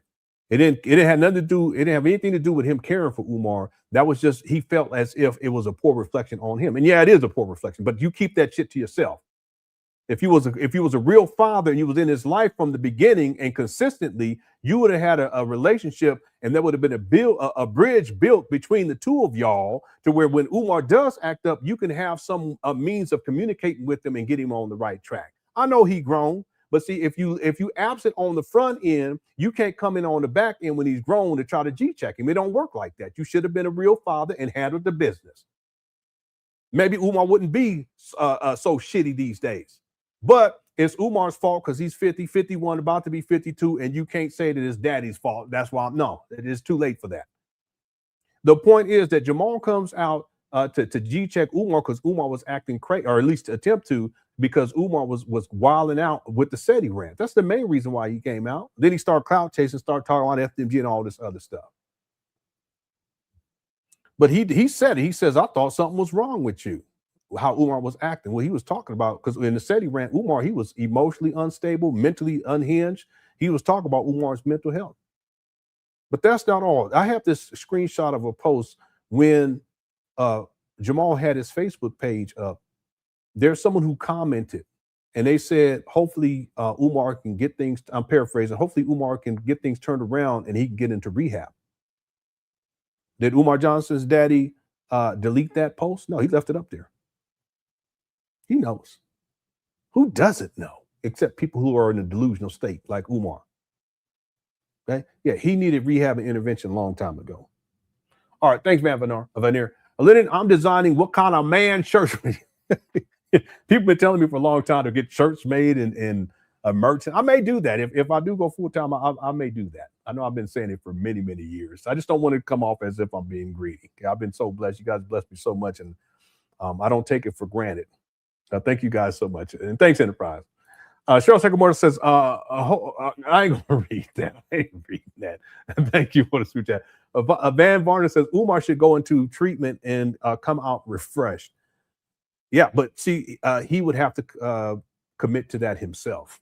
That's been part of it. We talked about that. That's been part of what I've been trying to, what I talk about. One of it, recounting and stuff, but I've been trying to, there's other messages in here too about if you are in a bad situation or in your bad state, whether it is mentally, physically, I've been working on my physical health a lot more these days, financially, whatever the case may be, relationship-wise, whatever the case may be, that as a man, you can take steps to get things corrected. It may take a while.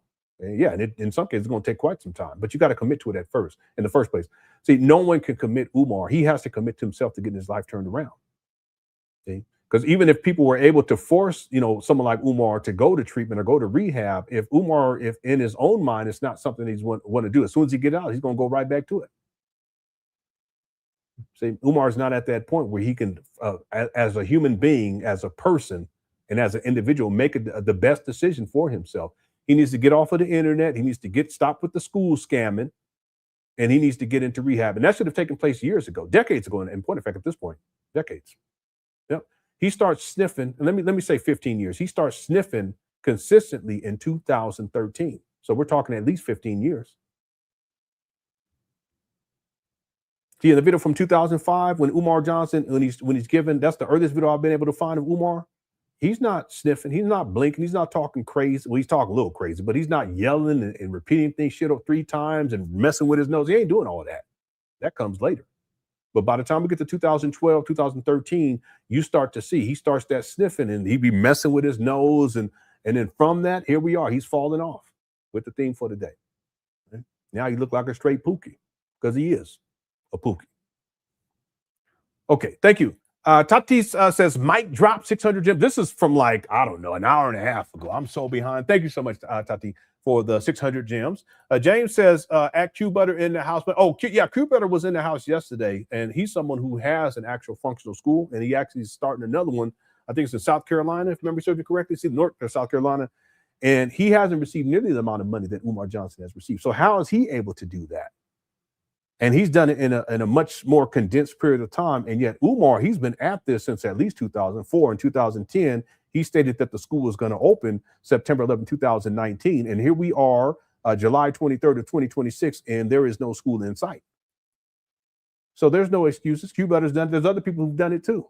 with far less money, with far less resources. And Umar received all the support that he needed from the Black community going back to at least 2010 to get something started by 2026. But there's nothing there but abandoned buildings in Wilmington, Delaware, mold infested. Thanks, James. And shout out to Q Better. Judah says, could you explain what a trap bando is? You frequently use it to describe Umar's buildings he barely owns. Okay. So a bando simply, it's a term that stands for abandoned. And these buildings are literally, they're abandoned. They're on the vacant property list. So they're not occupied. Okay, they're abandoned. Umar shouldn't even be there. The health issue in and of itself is a problem. I'm talking about the quality of the air, the infrastructure, or I shouldn't say infrastructure, but the structure itself. Okay, he shouldn't even be in there. And if he is in there, he should have a hazmat suit on, literally. Okay, they're abandoned. They've been abandoned. These buildings have. Let me pull up my timeline because it's a lot longer than what most people realize. Because he acquired them in February of 2019.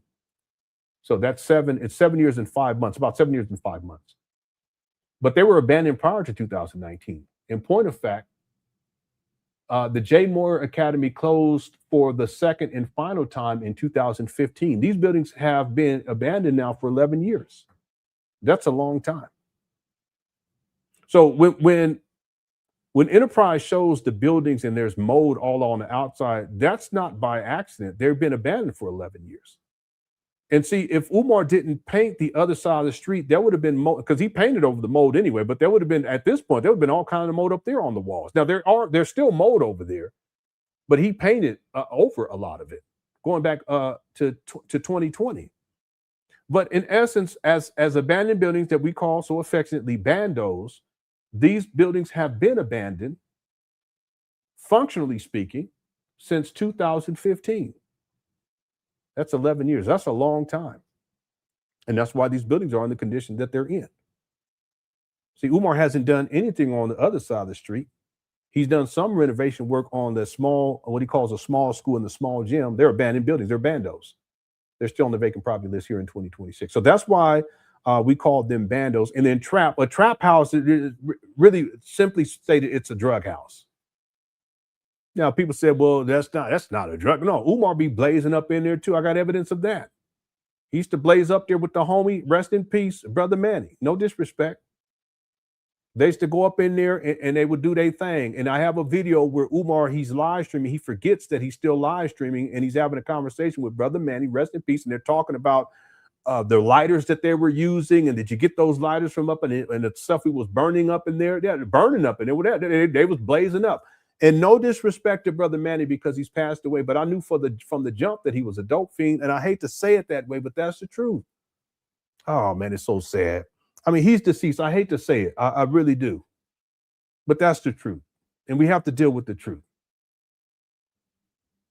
And Manny, he believed in Umar, and he was up there. He helped with the paint days. I missed the brother. I really do. I mean, there's been quite a few people who've passed on since I've been covering and reporting on this Umar Johnson saga, and I miss that brother because it's not that he was a bad person, but yeah, he had substance abuse issues, and I knew from the jump, and that's why Umar kept him around, and not just him, other people too. And I we'll leave it right there. Let's be clear about it. Umar forgot that he was live streaming. They have that conversation. They end up closing up the door, and then they get into the car. And Umar realizes at a certain point that he's still live streaming, and he looks at the phone. He goes, "Oh shit, I forgot." He forgot that he was live streaming. There's other examples of him with the dope fiend behavior when he was pouring the water on his head. That's because he was high. There's times where he's up there, he's high, he's tweaking. There's times he's up there where he's having withdrawal. He's up there scratching and doing all of this, and all agitated. There's a reason why. There's interviews where he's like that. There's a video where he's supposed to be they're supposed to be recording this promo video, and it's supposed to be, I guess, professional. Umar looked all smoked out, pants sagging all off of him and looking all dirty. And he's walking, and they're recording, he's talking, and he does like this because he looks over at these little steps. He tells the guy, like, hold on a second. And he turns around and goes back to the steps, and he sits down on these steps, and he reaches over and starts going like this with his finger. You can't see it at first because it's off the screen, but you can see him doing like this. And I thought he was looking at a spider or an insect. How would you even see that, though? If you're recording something, you're just walking by, but he sees it. And then the camera pans, and it's a little white rock. That's dope fiend behavior. I don't know where y'all come from, but that's dope fiend behavior. Okay, because dope fiends, they look for stuff even when there is none, in places where there is none. Sometimes they'll be looking in the carpet for stuff. Well, that's what Umar was doing. Okay, give me 1 second. Okay, go ahead. So that's why I called this and we call this trap bandos, because they're abandoned in their trap houses for Umar and the homies. I called this back in 2019. I said that this was Umar's kick it spot. The kick it spot is where the homies and homies used to get together and hang out. A lot of you you were born because your mama and daddy was at the kick it spot. That's how you was conceived. See? So these trap bandos become Umar's kick it spot. That's what we used to call it in Southern California, right? All right. So that's the etymology, right? Thank you, Judah. One of the real man sent 2 gems, said 100. Thanks so much, bro. TJ says, I just get here and I'm seeing modern slavery. That's way earlier. Yeah, that they had them out there. Quote unquote doing the lawn. That's another example of just levels of incompetency. And Umar would surround himself with yes men. See, not men who would check him and say, don't do that, or that's not any male that would go along with him, you know, he would keep those males around until they have a falling out, which happened with the brother that was doing all this with the thing. But I said it a long time ago, TJ, what Umar should have done is he should have purchased a sit-in lawnmower, and then painted red, black, and green, put an FDMG logo on the side, and then get his lazy ass out there at least once a week, maybe twice a week, but at least twice a week. But it should be once a week, and live stream himself going through and cutting the grass. And people would have loved that. They would have sent him money just for doing that. But no, he got to get with the scamming. He's lazy. He don't like to do nothing. Instead, he had these brothers up here in 2019 looking like slaves, cutting grass. It looked like a sickle. Why are you cutting the grass with the sickle? This ain't 1920s or 1840s. What's going on here?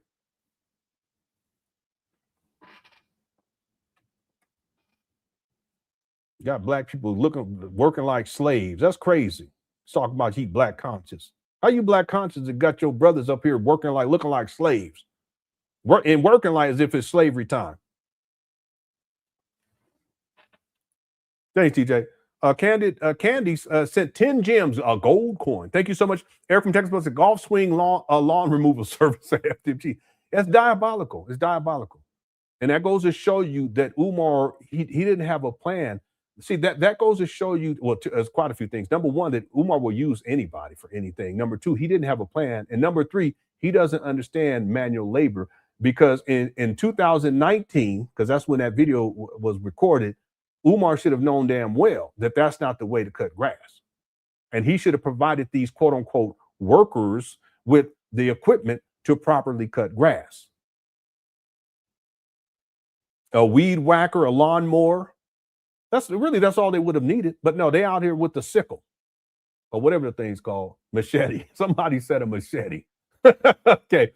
The poll question, what is Umar Johnson's worst moment? 21% said the SETI rant, 53% said getting exposed by his daughter, 10% said the conscious stripper scandal, and 16% said almost losing the bandos in 2025. Make sure you get your vote in. Let's see if we can get to 1,000 votes before we get up out of here. Our goal for likes is 500. We are currently at 463. So we have a chance to get to 500. If you're enjoying the show, go and hit that like button. We're going to be here for about another 20 minutes, okay? Because we'll watch the word video where Umar gives an update on FDMG. We interviewed by Father David, and then we'll end it there. Okay, but we can have other videos that we got to get caught up on next week. Okay, thanks, Eric from Tech Support. James also says Mia knew about Umar at 16. Okay, yeah, she told the story. She knew about Umar at 16, started working and sleeping with him at 23. She's now 25. Damn, he messing with 23-year-olds. That's his daughter's age. Umar would have been 49, around 49. What business does a 49-year-old have with allegedly having sex with a 23-year-old who's taking care of his mama?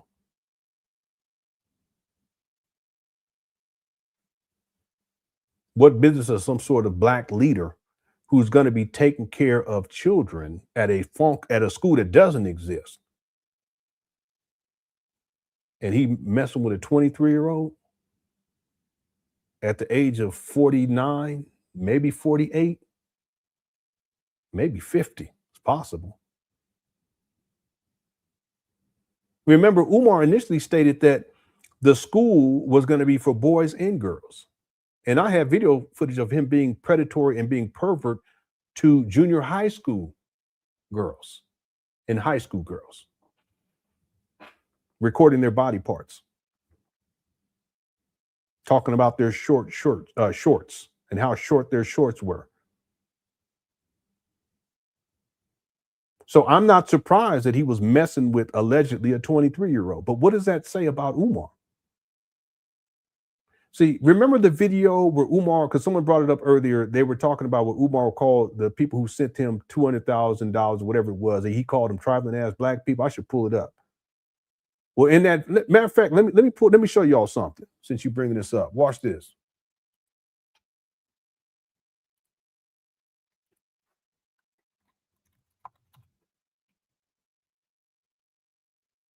I think it's part 2. So let me bring up part 2 first. Have to train some education in the next 50 years because they also the Jews they killed had an IQ test and they folded.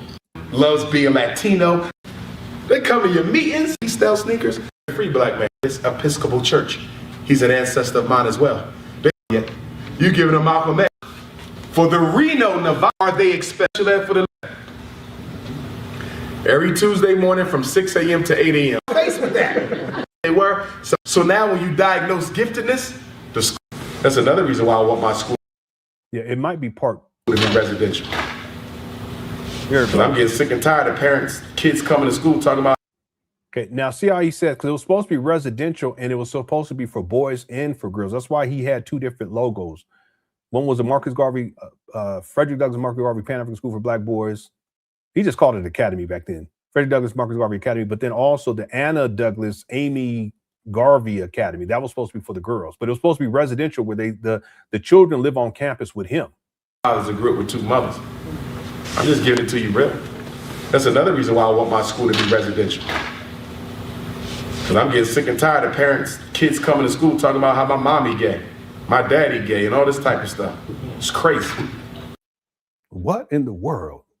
We haven't even watched this whole thing, but I only think this is the one. Let me pull up the other. That's what I'm dealing with. So I want the kids to stay at my school.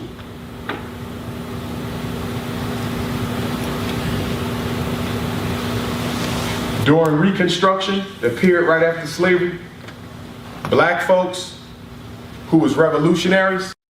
All right, let me pull up the actual video. Here it is. For special ed, when art for good behavior, frustration mean the book is too hard. 10th grade, they will have mastered the real estate market of Nevada. In the 11th grade, they will already have a stock portfolio. And at 15, 16 years old, they're trading stocks and investments as a teenager.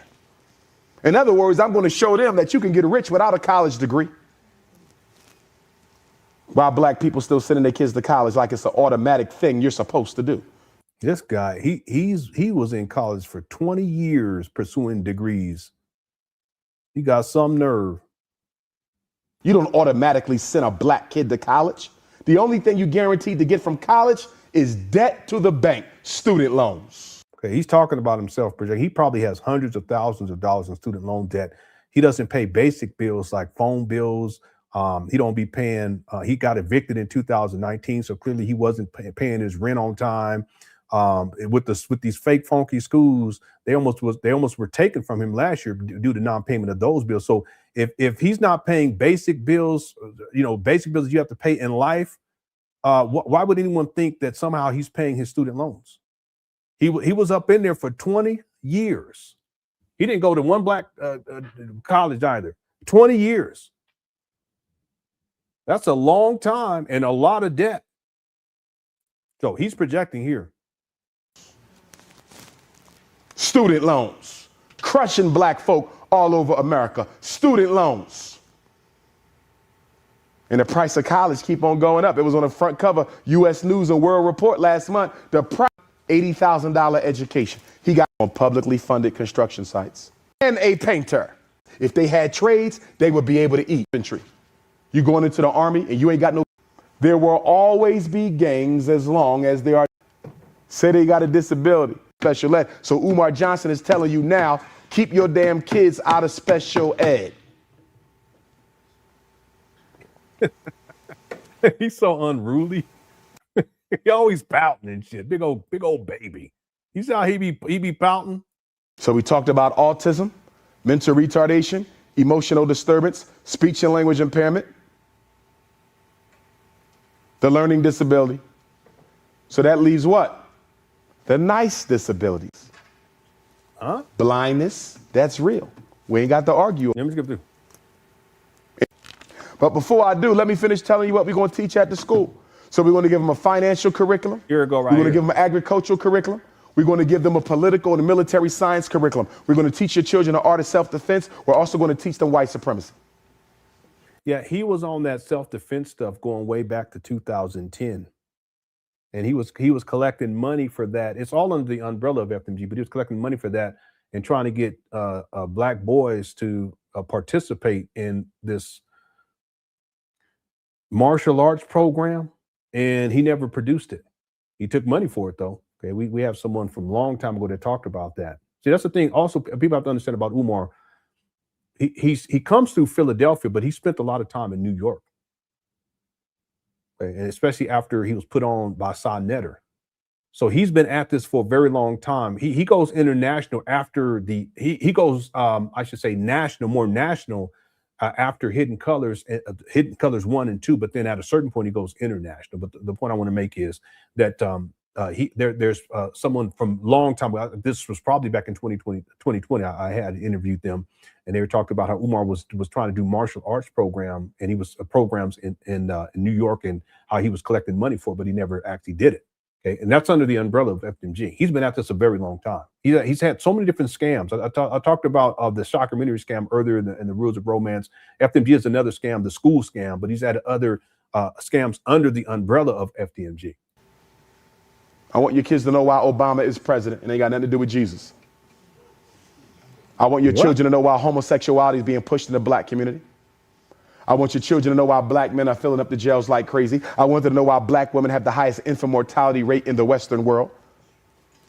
Black women have been having babies longer than any other woman on the face of this earth, and now you don't know why. And the reason is because America is at war with the British. We doing worse now. Had a desegregation, in either its institutions, shut down those independent black. They did one. There was no Hispanic before 1970. The United States government created that. Want to be the hell black. Puerto Ricans are just as African. My great grandfather Cuban, I know all about them too. Don't want to be black. Yeah, well, he classified himself as white Cuban, but I also have a video where Umar says that he was Afro-Cuban. So which one is it? Look how he pouting. So y'all got it twice out here. Because y'all got the white folk and then y'all got the brown folk who want to be like the white folk. And they earn their brownie points by stepping on your back. Oh, womp womp. But yet you want to have a multicultural coalition. You're crazy as hell. Those people don't like you no more than white folks do. That's right. They just as racist. You ain't got nobody but yourself. Stop trying to line up with all these other people of color thinking they're going to help you. They can't stand you. They came to America to replace you.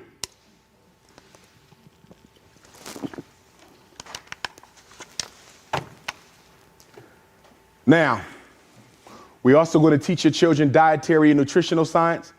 I want our children to be masters of healing the body without no pharmaceuticals from the drugstore. I want that little boy back there, if mommy not feeling well, he can go out to the yard, get some herbs, boil it, put a little honey in it, little cayenne pepper, and knock mommy flu right on out. I want them to be able to heal diabetes. 10 years old, and they know how to heal diabetes. That's what I want in my school. That's what we working towards. So far, we raised $250,000. I'm gracious, but I'm not content. Because I know y'all got a lot more to give me than some $250,000. When Darren Wilson killed Michael Brown, white folks gave him $300,000 in 3 weeks for his defense.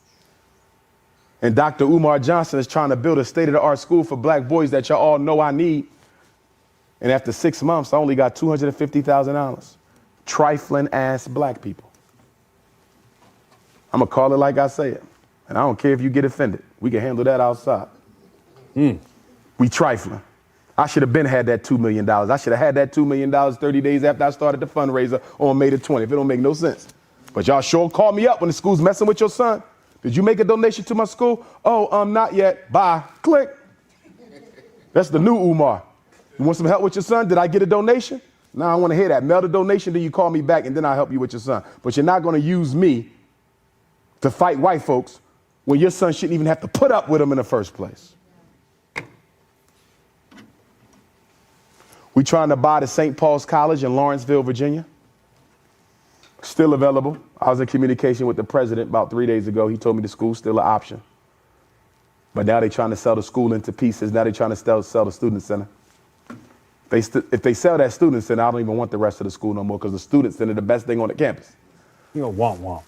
Day before yesterday, I was in Port Gibson, Mississippi. The NAACP invited me down there because they have a school for sale, Chamberlain Hunt White Military Academy. Nice school, too. It's not as big as St. Paul's, but it'll work. So I'm just hoping y'all help me raise this $2 million before somebody buy them schools. That's what I'm hoping. Okay? So if you need the information to mail in a check or donation, if you brought a check or money order, make it payable to FDMG Academy. Make sure your name, address, and phone number is on your donation. I really don't want cash. I prefer to have a paper trail with your donation. But if you got to make it cash, you need to put it in a piece of paper, wrap it up. Do not give me raw cash. Put it in a piece of paper with your name, your phone number. He said what? He said what? Raw cash. Umar is wild. Your email address on it. Why? Because when we finally open up that school, everybody who helped me, whether they gave me $1 or $1 million, I want to make sure they get properly honored. We're going to have an honorary ceremony for the people who cared enough to help me build that school. I need everybody in here to come up with a dollar amount that you can afford to mail every month, and you mail it. I don't care if it's $10, $20, $50. You come up with what you can afford and you send me that. Unless your name is Sister Avanti, he care. I'm getting sick and tired of getting texts on my cell phone for black folk talking about I've donated, like they done. You gave me $25 damn and you think you free now. Yeah, that's crazy. We got to raise $2 million. Your ass ain't done. I better get some more and some more and some more and some more until we hit the goal, brothers and sisters. Yeah, you see that? Just the sense of entitlement, the disrespect, the lack of appreciation and gratitude. That's why I'll always thank people. And I really mean it. I really do. I always thank people. And I'm grateful. I really am. Umar, he is diabolical. He called the people trifling ass black people. They gave him hundreds of thousands of dollars in a short period of time. And this is how he responds to that. This guy had 500,000 in a year and a half. This guy had $1 million by the summer of 2016. Then he said by the end of 2016, this guy has raised close to $3 million, and he's still ungrateful to this day.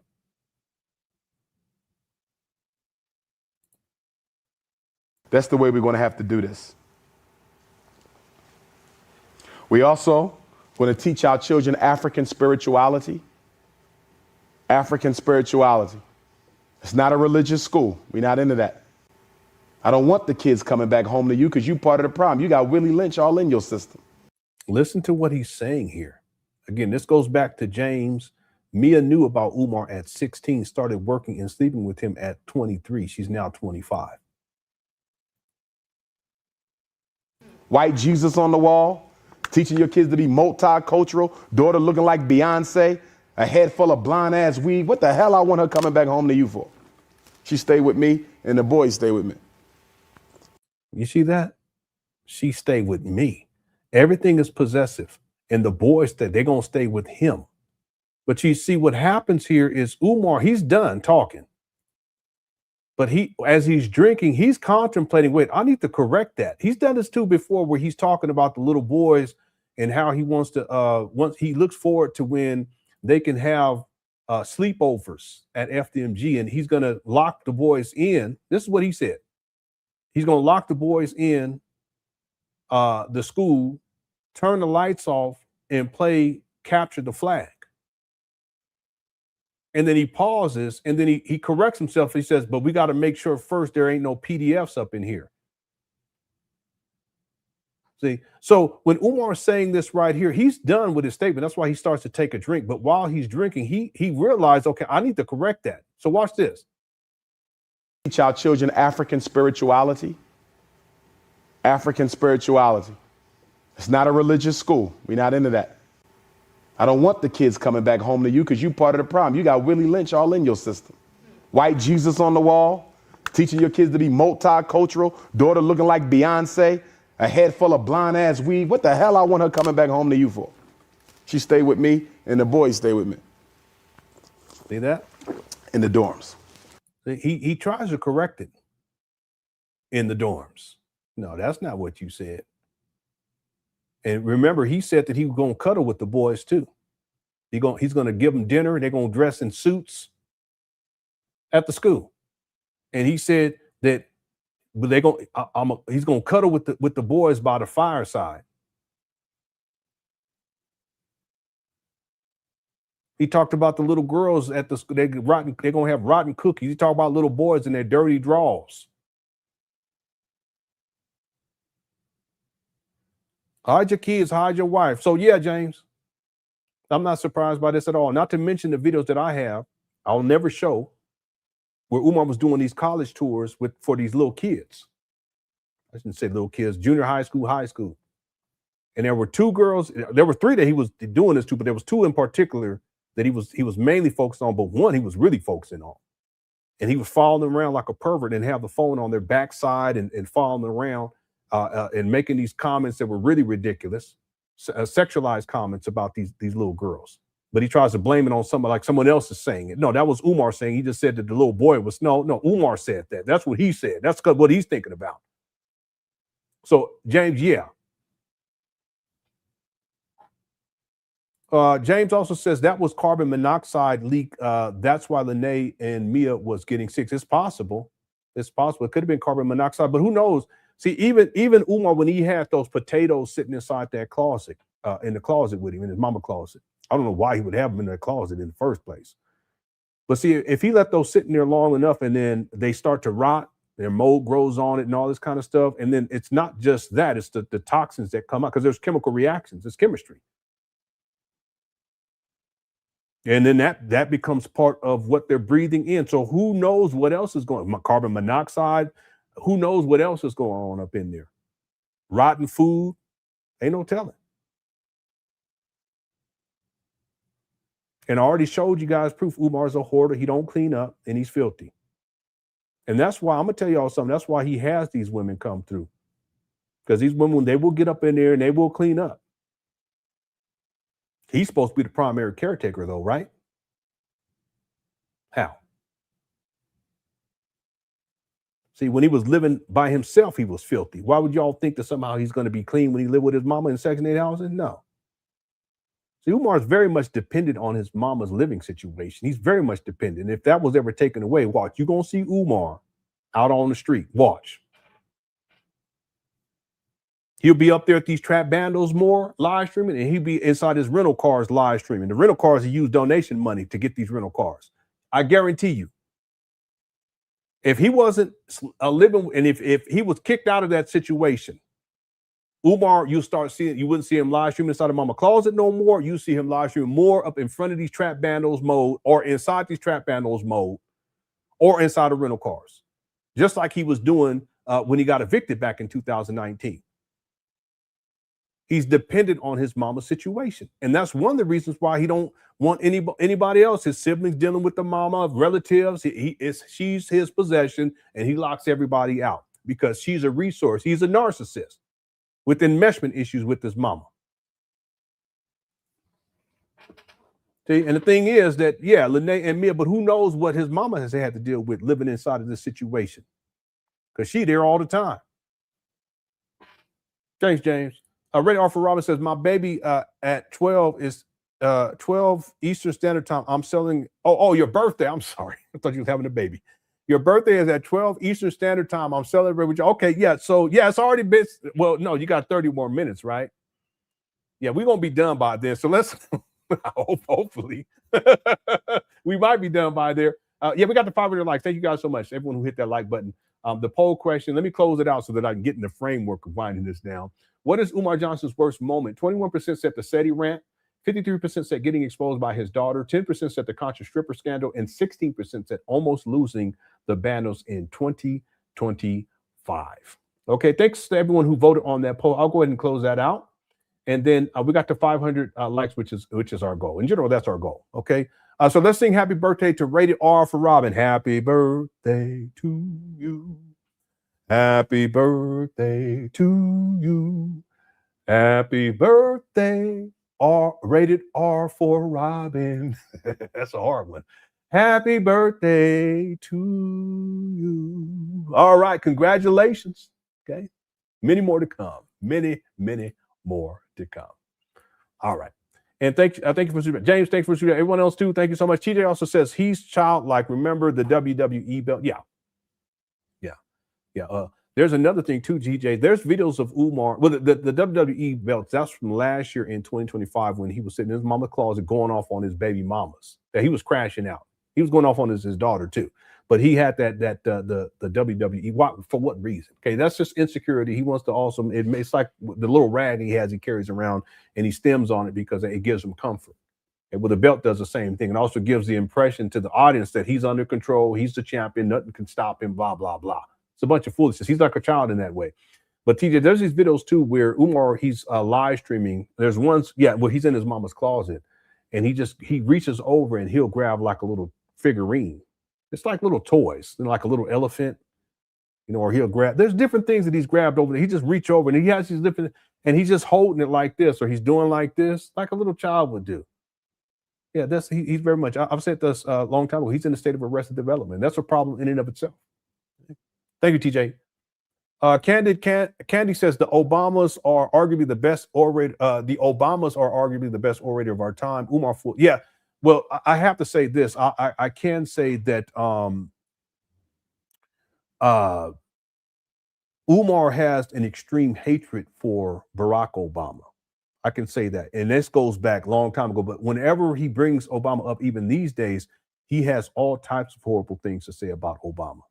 Umar can't hold a candle to these people, especially intelligence. What's her name? His wife is extremely intelligent. I actually think she's more intelligent than he is. Have you guys ever heard this woman talk? I think she's more intelligent and more articulate than Barack Obama. No disrespect to him.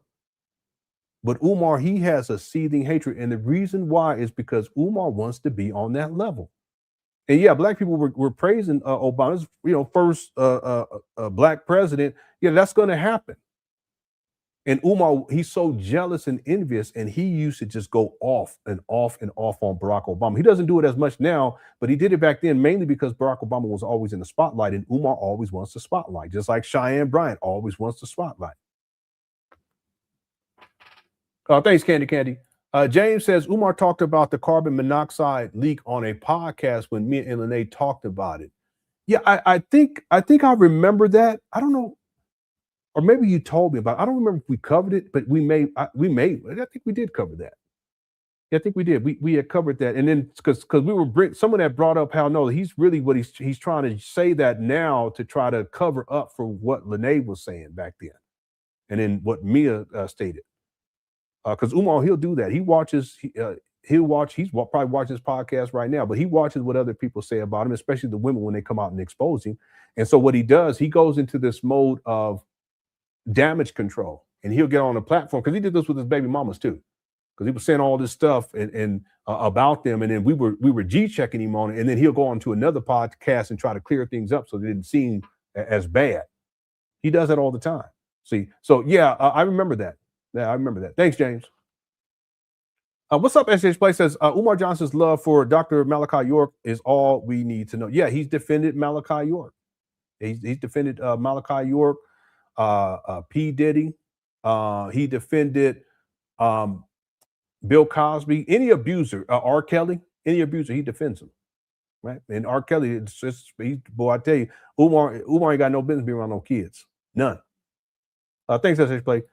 Saab Ben says Umar is an armchair visionary, all talk, no action. You're absolutely right about that. Umar, that's all he do is run his mouth. That's why I always say, you Umar Johnson followers, give me 10 things. Give me a list of 10 things that Umar Johnson has done outside of running his mouth that's tangible and significant. Outside of running his mouth, you guys can't give me 10 things. Because Umar, what he does is he gets on podcasts and runs his mouth. He live streams at his mama closet and runs his mouth. He'll live stream in front of these trap banners and run his mouth. He'll live stream in rental cars and run his mouth. He'll live stream in hotel rooms and run his mouth. But you don't see him working with anybody. You don't see him doing any work. Everything with Umar is armchair. He don't do nothing but run his mouth. Okay. Thanks, Sabin or Sabin. User 225 says, just finished a Bible study. Now I get to talk. All right. Cam says 100 gems. High five to you. Thank you so much for that. User 225 says Umar Johnson was mad because he wanted to eat. Said he's no. Okay. Umar Johnson's a break dancer. How he does tricks on. Okay. All right. TJ says Umar heard his bunnies scurrying. He heard his buddies scurrying around. Yeah, I have a video where he's talking about, he's calling black people rats, and he says they're mice. That's what he said. Black people. And he said they squeal, and he starts making squealing noises. He was tripping in that video. I should have played that earlier, but we ain't got time. Thank you, TJ. We're winding this down now. YouTube says Umar Johnson, a coin flip. How he give tip. All right, you tripping. The sound of cockroaches stealing his potato bag. This is from earlier with the rats. Yeah, that's what it sounded like. No, it was a rat in there, some sort of rodent. Yeah, someone was saying it was a possum. I don't think it was a possum, but it was probably a rat. YouTube Divine, thank you. Damn, bro, rats all over that dirty closet. Yeah. And Umar, he was concerned. He knew that what was going on. And I'm sure that's not the first time he heard that sound. So he knew what was going on. Thank you, TJ. YouTube Divine, Master Splinter looking for Umar Johnson Ninja Turtle blanket. Yeah, shout out to the Ninja Turtles. Sorry, no. YouTube Divine says termites scuttling trying to help his mom escape. Okay, come on. TJ says Umar gave that rat a bag of chips. He opened up the door and threw some chips at it so it would go away. Okay. YouTube Divine says that the rat who runs on the wheel powering Umar Johnson's lights. No, cut it out. All right. Off the grid sent 6 gems. Thank you. And it says chili. All right. Thank you so much for the chili. I appreciate that. Okay, I'm going through these quick because we got to wind this down. YouTube Visor says that's the sound of the rats and roaches turf war. Yeah, okay, all right. Miranda sends 250 gems. MVP, most valuable player. Thank you so much. I appreciate that, Miranda. U225 says that the chair had a 30-year subscription to Umar Johnson. Okay, a subscription. And to be fair, it would not be 30 years because he said he had it when he went to college, right? Or did he say when he was a school psychologist? So this would go back to in and around, let's say in and around 2000. We'll go with 2000 when he was doing his internship. So yeah, that chair has to be about 26 years old. So it's close. It's got to be around 26 years old at least. YouTube 25 also says the silver bullet for werewolf Umar is Lene's finger. All right. Thanks for all the super chats. YouTube 5 Miranda, off grid, simply happy Rodriguez, Italian. Excuse me. And then Muddy the God sent 10 gems. It's a gold coin. Thank you so much. I appreciate that. And Black Wolf says, look here, Umar too far gone. He's going to be in a nursing home scamming people out there eating snacks. Yeah. You know, it's unfortunate because he's 51. He's about to be 52. And it's not like when he's 60, he's going to be in a position to be able to say, yeah, we're going to be opening up FDMG, or we're trying to get the certificate of occupancy, or whatever the next thing, the next excuse is going. Because by that point, he's already reached the horizon. See, it's not like Umar, even today at 51, he's about to be 52. He's not physically equipped to manage a school as a school's principal, as the teacher of the African spirituality, the teacher of the Black history or whatever he was saying, and then running a school where it's open 7 days a week and the children are going to be there in some cases for around 12 hours and all the other stuff he said he's going to do. There's no way physically he can't do that. Now, he couldn't do it when he was 40, to be honest with you. No way. So let's project out when Umar's 60, what is he going to do? Is he going to be talking about how he's still going to be opening up a school? There's no way. He can't even if he opened up tomorrow, physically he wouldn't be able to manage that, and mentally he wouldn't be able to handle it either. Okay. Yeah, so maybe by that time he'd be in a retirement home and be scamming in there. Thanks, Black Wolf. What's up, Tig? Tig says, are they abandoned if the dude lives in there? Yes, because he's not supposed to be living there. Another way of looking at this is, let's say there's an abandoned building and then a homeless person, and Umar is a homeless person, but if let's say a homeless person moves in there, does that mean that the building somehow is off of the vacant property list and that it's legally inhabited? No, it's still an abandoned building, and that's the reason why the homeless person stays in there, because it is abandoned. See, so I'm quite sure that there's been times, and I know for a fact that there's been times where Umar he slept up in there, because there's a video recently where there's a brother who sent me video footage of Umar, and he's in a rental car for a while, and then he finally gets out of the rental car, and someone opens up the door for Umar to come in. That person's probably, in my opinion, that person's living in there. Okay, but Umar walks in with specific clothing on, and then the following day he does a live stream with the same clothes on. He's probably stayed the night, more than likely. Okay? But that doesn't mean that these buildings are somehow off of the vacant property list. They're recognized by the city as being inhabited. In fact, the point of fact, because they're on the vacant property list is indicative of the truth, I should say, that they're abandoned. Okay? Now, Umar goes up there from time to time, but they're not. It's not like there's anything going on up there. Okay. Anyway, thank you, Tig, and may the force be with you. Okay, I'm almost at the bottom, then we'll wind this down. Back to back, Diddy says, how do you think he first got introduced to drugs? There's no telling on this one. There's no telling. I can say that he starts with the sniffing, and I believe he was dabbling way before that, but he started, because once you start with that sniffing and messing with the nose, you already been into this for a while. That don't happen overnight. You guys catch my drift? But by 2012, 2013, it becomes very apparent. I outlined that inside the documentary. It's just gotten worse and worse and worse over the years as he's gone further and further into this addiction and substance abuse. Could it be possible that, and again, this is just speculation here, could it be possible that he was dabbling prior to that? Absolutely. It's possible that he was dabbling when he was an undergraduate. Okay, maybe nothing serious, but he maybe been getting into some stuff. Real talk, it's actually possible that he was getting in. Well, I'm gonna leave it right there, okay? Because I'm just speculating. I don't want to speculate too much here, but I can say that 2012, 2013. By that time, at least at that time we start to see him with the sniffles, and he starts messing with his nose and doing like this and stuff. Not as much as we see these days, but you start to see it at that point. Okay, but again, like I said, if you get to that point where you have this post-nasal drip and you messing with your nose and all this other type of dope fiend activity behavior, it's likely that he was dabbling prior to that, because that doesn't happen overnight. And thank you, back to back, Diddy. U25 says, in my opinion, Toilet Tunde is the worst moment, legendarily bad. Yeah, it's up there. It's up there. I mean, that could have been on the list. There's other things I could have put on the list too. Even when Tariq did the roasted Umar, that could have been on the list too, for one of the worst points in Umar Johnson's the timeline. But yeah, that last year when Umar was allegedly cleaning toilets, where that was so gross and over the top, where he's using the toilet water that had feces in it, and he's dipping the rag in it and then taking that rag and wiping the rest of the toilet, including the toilet seat and around the toilet, all that kind of stuff. That was diabolical. So yeah, that should be up. That could be up there. Yeah, for sure. Thanks, you, YouTube. Thanks, back to back, Diddy and Tig speaks. J Work TX sent in 550 gems. It's a shopping cart. I should pull up the video where Umar was shopping. It was a bad scene. Well, that was horrible right there. Thank you for the 550 gems. I appreciate that. And then D. Will says, can y'all imagine Umar doing capoeira? Capoeira? That would be a sight to see. Yeah.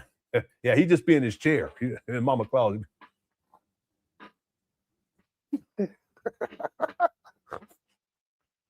That's all he would do. He wouldn't even get out the chair.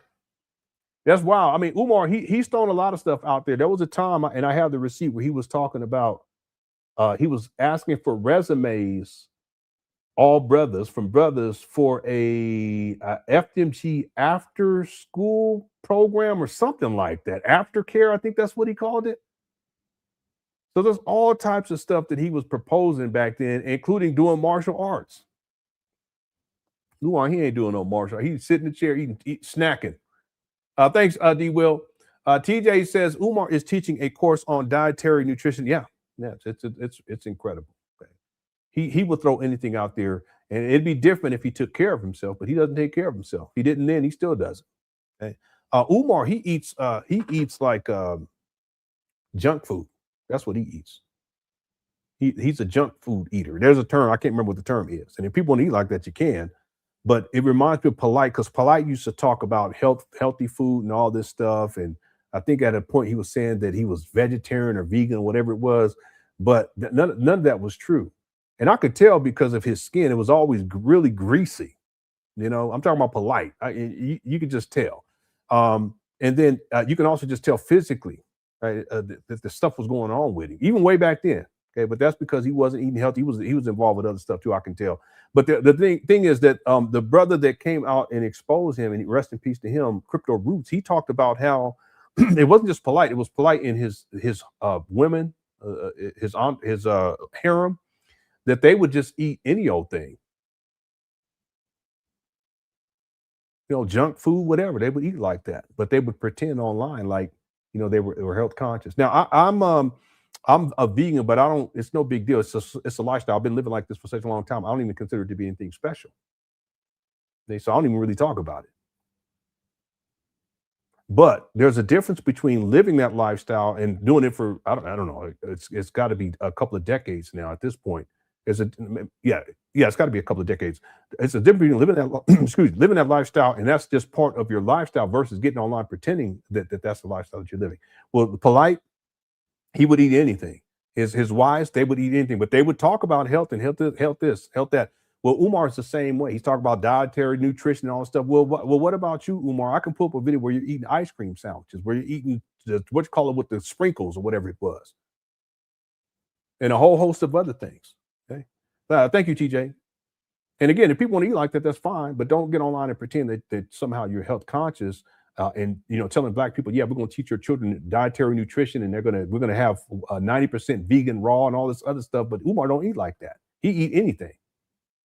He eat a chicken foot if he could. Thanks, TJ. YouTube says foreigners don't replace current nationals. Immigrants teaming up with the existing diaspora is super powerful. Asks us Asian. Umar Johnson don't know Jack. Yeah, Umar's been talking that rhetoric about other groups of people coming to this country to replace Black people. But that's just to spew this narrative about Black disempowerment and how Black people are always being victimized. Right? What's interesting though too is because he's all against multiculturalism, but one of Umar Johnson's, you guys know this, one of Umar Johnson's first speaking engagements that I have on record, it was for a multicultural event. I have the flyer. He's such a hypocrite, but he throws that rhetoric out there because he wants to stir the pot. He wants to get Black people all emotional about stuff, and then it makes Black people feel as if you're under threat and blah blah blah. Creates division. Umar feeds off of that stuff. He's been doing that for a very long time. But one of those early Umar Johnson lectures, and I have the flyer. It was for a multicultural event, and he was there speaking. By the way, I found something that I don't believe I've ever shown people. And I don't even remember when I found this, but it's an image of Umar. Anyone want to take a guess what year it is? Here you go.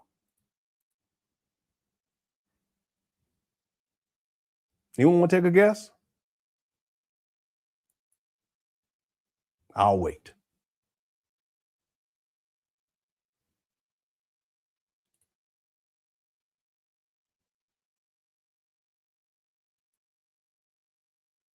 (2001), close, very close, very close. 2007, that's a little bit later on because I can pull up other pictures from 2007. This is one of the early images that I have of Umar. I mean, I'm talking about after he, well, I have pictures of him when he was, I shouldn't even say that because I have pictures of him from when he was a toddler. I have pictures of him when he was in grade school. I have pictures of him when he graduates the military academy. I have pictures of him undergraduate. So 2007, a little bit later. 1998, that's a little bit earlier, but I do have pictures from around that time as well. This picture is from 2003. Yep. So Umar would have been around, he would have been around 29 years old.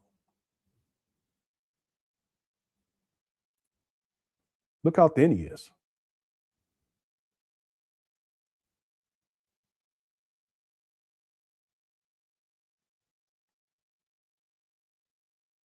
See, this is 2003. Here's a video from 2005. This is the earliest video that I have of Umar. At this time, he's a school psychologist. The picture you're seeing right now, he was a school psychologist at that time. See how thin he is? Umar Abdullah Johnson, and I'm a member of the organization founded by the Right Ex. Okay, so this is 3 years later. Honorable Marcus Mosiah Garvey, the Universal Negro Improvement Association. I belong to the Philadelphia division. By trade, I'm a school psychologist. And in the city of Philadelphia, I'm the youngest of only 4 black male school psychologists, although Philadelphia is the 5th largest school district in the city. And all right, so this is 2006. Yeah, February 20th of 2006. I had to do a whole lot of research to get the actual date. But again, 20 years later, Umar's looking like this.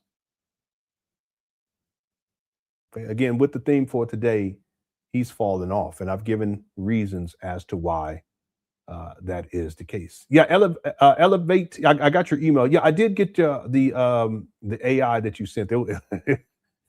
Yeah, it's a song. I wanted to play it, but I don't want to play it. I won't play it today. I'll think about it, but it's good. It's good. It's some AI stuff. Okay, let's finish this up. There's a couple more super chats, and then I want to play this, and it's only about, it's 3 minutes and 46 seconds. This is the Father David interview. I'll play that, and we'll be up out of here. Thank you, user225. As again, Brandon says, what if when he said we can handle that outside, some man stepped up and responded, let's go outside? What would he have done? He would have backed down. See, Umar, he can be abusive, but it's only to a point. See, he don't deal with real men. Like I said, he has yes men around him. Traditionally, that's been the case. Men that are just following along and go along with him. And some of these podcasters, they're like that too, including what's his name on the Breakfast Club. Not DJ Envy, the other guy. Charlemagne. He's a yes man. Okay, Umar has consistently had yes men around him. And so he's not dealing with real men that would confront him, or real men who would stand up to him, or real men who would G-check him, like we were talking about earlier. There's no accountability whatsoever. And so as a consequence, Umar will run his mouth, but you best believe that he wouldn't direct that at a real man in the audience. He'll say it generally, but he's not going to say, hey, you right there, if you got a problem with that, we can handle that outside. He wouldn't do that. And if the brother stood up, Umar would back down real quick, because he ain't about that life. He's never been about that life. He's verbally abusive towards, he'll be verbally abusive towards males, but he ain't ready to rumble, and he's never been that type. He ain't never been that type, and he's still not that type. He'll run his mouth though. I'm talking specifically to real men. He ain't gonna do that. And there was one brother that stepped to him one time, and they was gonna fight, but Zora stepped in and pulled Umar back into it was a church, pulled him back in, and they locked the doors. But the brother was gonna step to Umar. You guys know that? I covered this many years ago. More recently, someone else brought it up. I can't remember who it was, but I don't have the original video where the brother was. It was actually the second video where the brother talks about it. he was being interviewed when he was talking about it. It's FamerTube. He's the one. Anyone have that video? Send it to me. I'm not talking about the first time, because I have that video where FamerTube was talking about that when that went down. But there's another video where FamerTube was interviewed and he actually gave more information about that. And anyway, Umar, he would back down because that's how he is. Thanks, Brandon. Okay, a couple more here. Derek says, now y'all know raw cash is opposite of cooked cash. Yeah. Again, when he says raw cash, as if it's raw food, right? Okay, it's all interconnected with this guy. A lot of the money that people have sent to Umar is gone towards food because he's gluttonous. He will eat and eat and eat. So when he mixes these terms up, and he's applying, hot cookies and pina colada and raw this and raw cash. What are you talking about? It's all connected with this guy. I'm talking about up here. It's connected. And the most important thing that Umar needs is money, because that's what enables him to get the food. That's what enabled him to get the substances. That's what enabled him to get the gin. That's another one we forgot to mention earlier. That's what enables him to have more access to these women too, by the way. Don't get it twisted. You know what the deal is. That's what enables him to get the rental cars and to go and travel and get the hotel motel rooms. And the list goes on and on and on. Thanks, Derek. Baba Bob reports in 550 gems. Stay hydrated. Yeah, I haven't even drank anything while I've been live streaming. It's been 3 hours, and I definitely need to get hydrated here for sure. Thank you so much. Baba Bob reports. Randy says the Kobe Bryant rant in the playground was the worst for me. Yeah, it's up there too. Yeah, that was horrible and deplorable. And even to this day, I wish Umar didn't do that. Not only was it disrespectful to Kobe, and it spread all this horrible misinformation, but it was not a good look for Umar. Umar was tweaking bad. And I would say, Randy, that's probably the Kobe Bryant rant was probably, it's probably the worst that I've seen Umar in his physical appearance, because it looked like he had been binging for a long time. A couple of days, 3-4 days, maybe a week. That's the worst that I've seen Umar. And that says a lot, because I've seen him looking smoked out and tweaking. But that right there, yeah. Thanks, Randy. Baba, back-to-back Diddy says Tunde Raider, Jermaine Crawford. One of the all-time classic games was Tomb Raider from back in the day with Laura Croft. Thanks, back-to-back Diddy. TJ says Umar looks like Kevin Durant when he was thin. Yeah. There's people who have said that, and Umar actually he's responded to that too in the past. And then one time I have a post where he says first they were saying I look like Kevin Durant, then they were saying I look like Denzel Washington, and then I said stop if you don't stop. Thanks, TJ. Okay, and then Sabin says, "Wow, I just learned something." what was it? I don't know. What did I say? Okay. Yeah, I'm not quite sure because I've been running my mouth about this month. Thank you, Sabin, for the super chat. Everyone else too, thank you for all the super chats. Thank you for the super stickers and for all of. No, he did. He said Denzel. But yeah, he does kind of remind me of Kevin Durant. Thank you for the gifts and the jewels as well, and thanks to the mods for handling business. Okay, to close out, it's a 3 minutes and 46-second video. I'll limit my commentary. We'll come back to it next week. Matter of fact, I'm just going to play it next week when we come back. We'll get into it deeper. I'll give you guys my commentary. Okay, thanks again, Sabin11 for the super chat. Okay, here we go. Dr. Johnson, I want to say before we go away today, because I know that you pick back up your schedule book and you getting all around the world again. So what's coming up for you? Yeah, I guess this is the last run, Baba Day, because if we're successful in getting this mayor to intervene against this discrimination that we're facing from the inspector and his superiors, then I won't be traveling a lot more, you know, and I look forward to the transition. I do look forward to the transition. Yeah, he was saying that back in 2000, because he said, we're going to get a school and I'm going to have to stop traveling. That was 2018. But in the meantime, I will be in Trenton, New Jersey at the Source of Knowledge bookstore, 867 Broad Street. There is it is absolutely free, Black book giveaway for children. So if you have children please come on out. That is Sunday, July the 19th at the Source of Knowledge Bookstore from 12 until 8, 867 Broad Street in Newark, New Jersey. And then, of course, Nat Turner will be down at the Nat Turner Trail on August the 21st, which is the anniversary of the Nat Turner War. You can go to natturnerlibrary.com, natturnerlibrary.com, get your tickets for that. I'll be in Detroit on the 11th, this coming Saturday. There is a health fair put on by a Black church in Detroit, and I'm going to speak on mental health for Black people. A suicide rate for Black men has exceeded the suicide rate for white men for the first time in American history, Baba David. And we looked that up, and that's a lie because I covered this for members only. He be throwing up any type of statistic. We looked that up. Let me say that again. The suicide rate for Black men has exceeded the suicide rate for white men for the first time in American history. So I'm going to be speaking on mental health. I'm also going to be speaking on the school to prison pipeline in Detroit. Cincinnati, Ohio, August the 20th. The National Black Firefighters Association is having a gala in Cincinnati on August the 20th.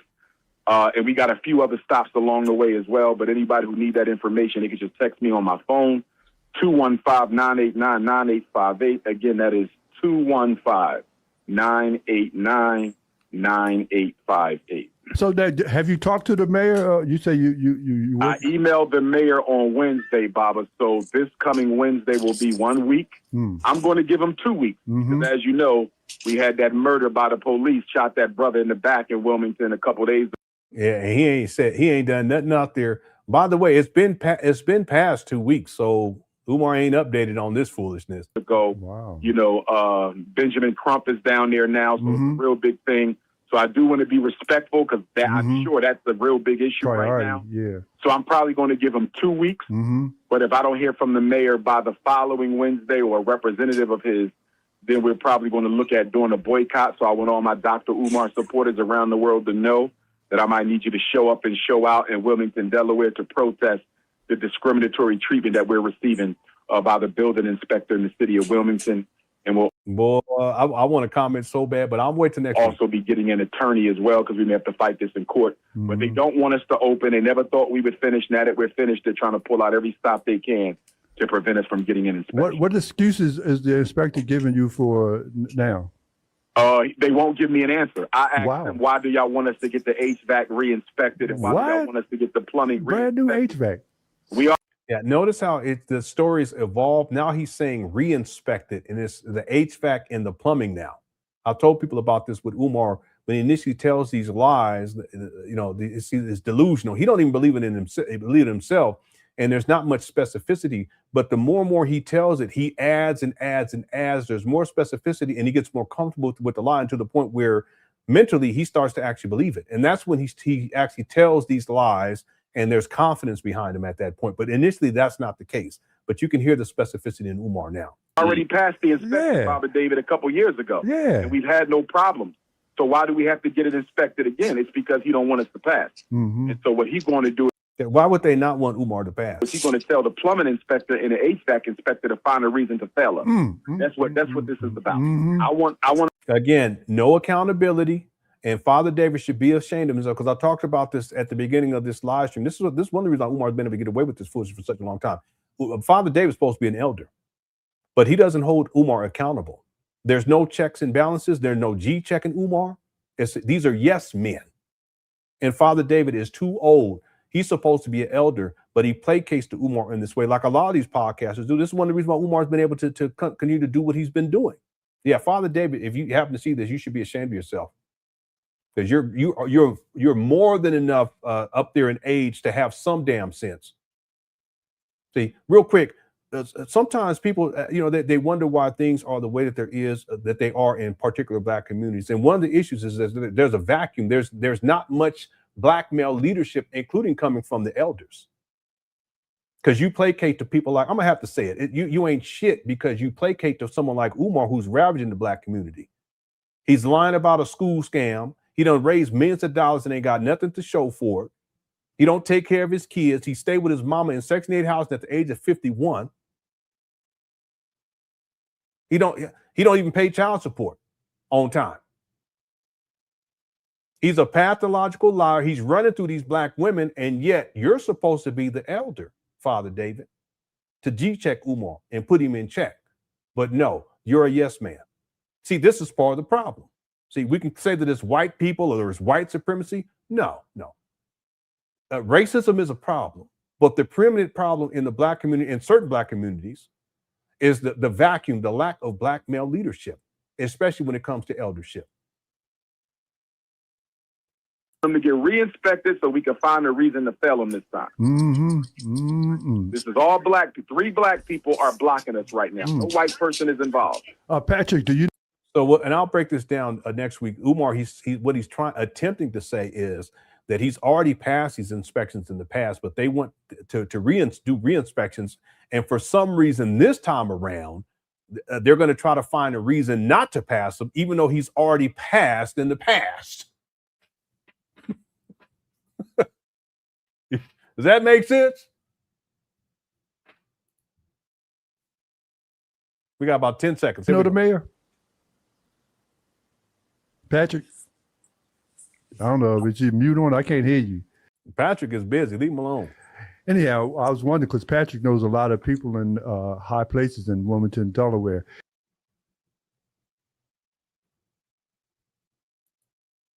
Father David, if you don't cut it out. Okay, let's get up out of here.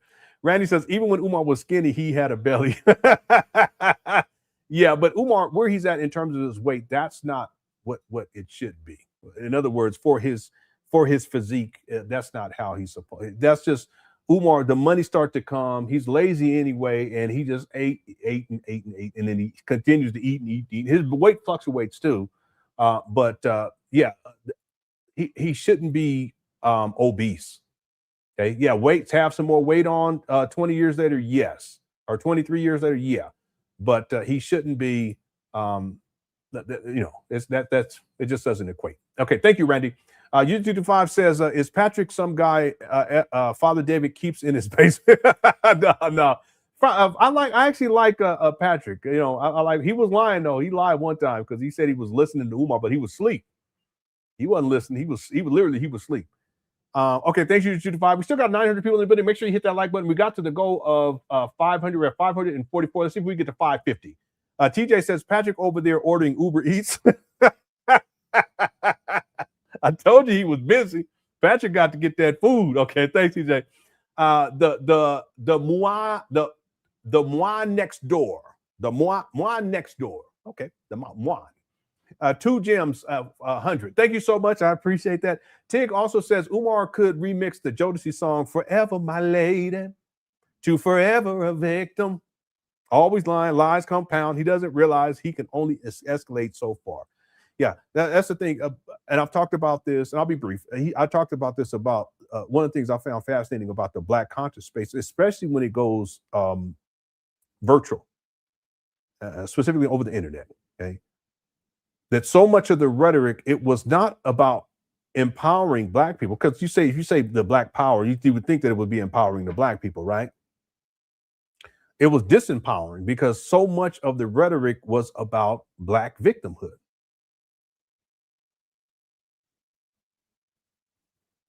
How are you going to empower someone? Because, and I was going to say a group of people, but you can't empower a whole group of people. You can empower some people, okay? But it starts with how you live and how you live your life, right?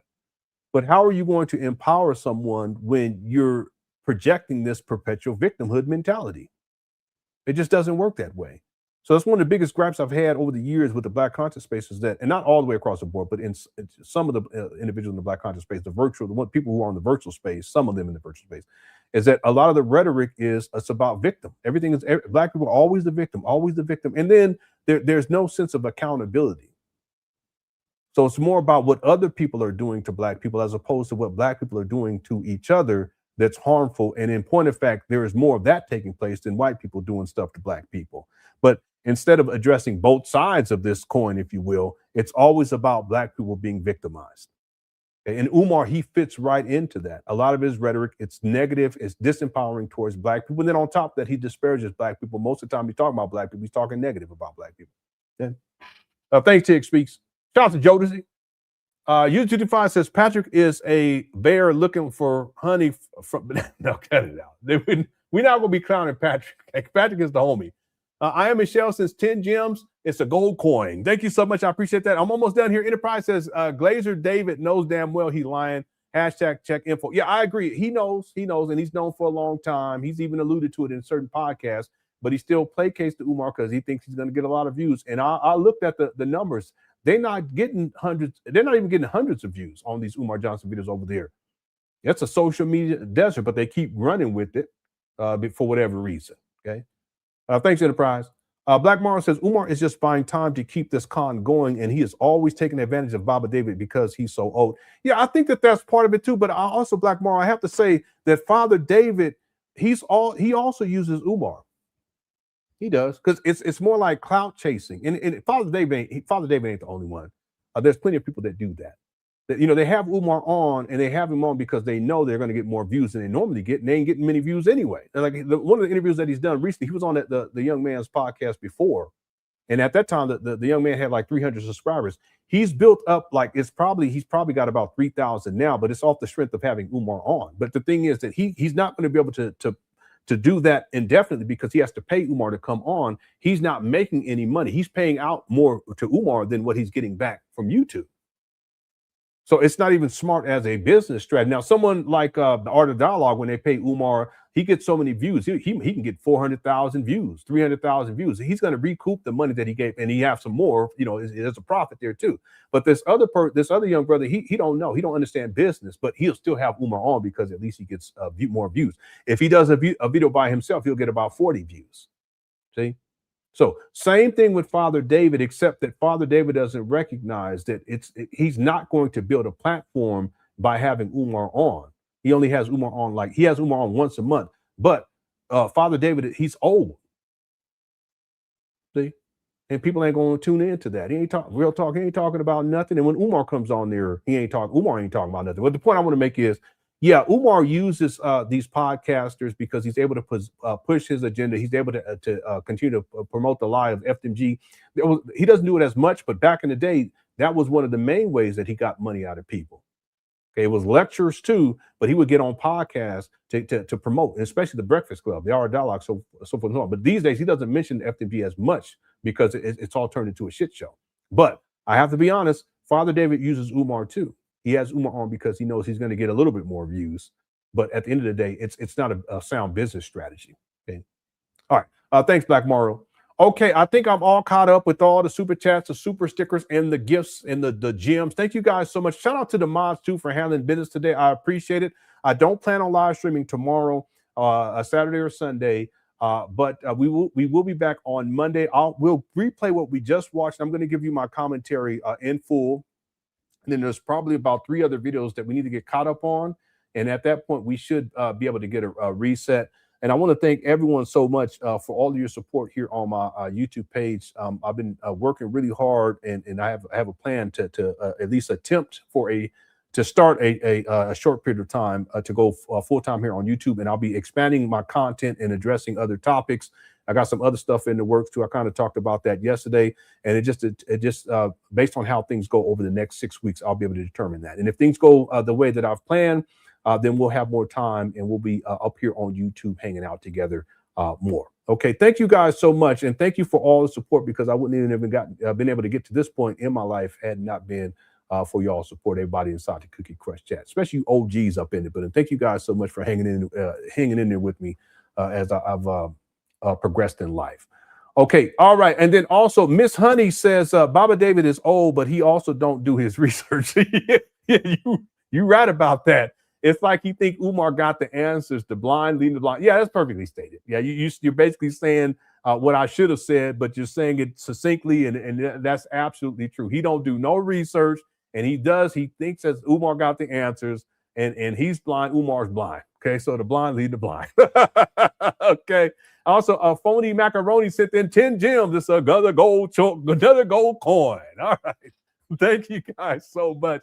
I hope you all enjoyed the show. And if you did enjoy the show and you haven't hit that like button, go and hit that like button before you head on out the building. Okay. Thank you guys again, everyone in Cookie Crush chat. And as we always do, continue with my message. Thank you, Sister Avanti, $10 coming on the Cash App. Thank you, sister. Next time, make it 20, but thank you for that 10. I know you barely had that. Thank you, sister. All right. Yeah.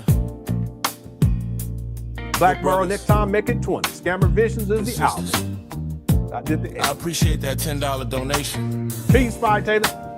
I really do. But next time, make it 20. Next time, make it 20.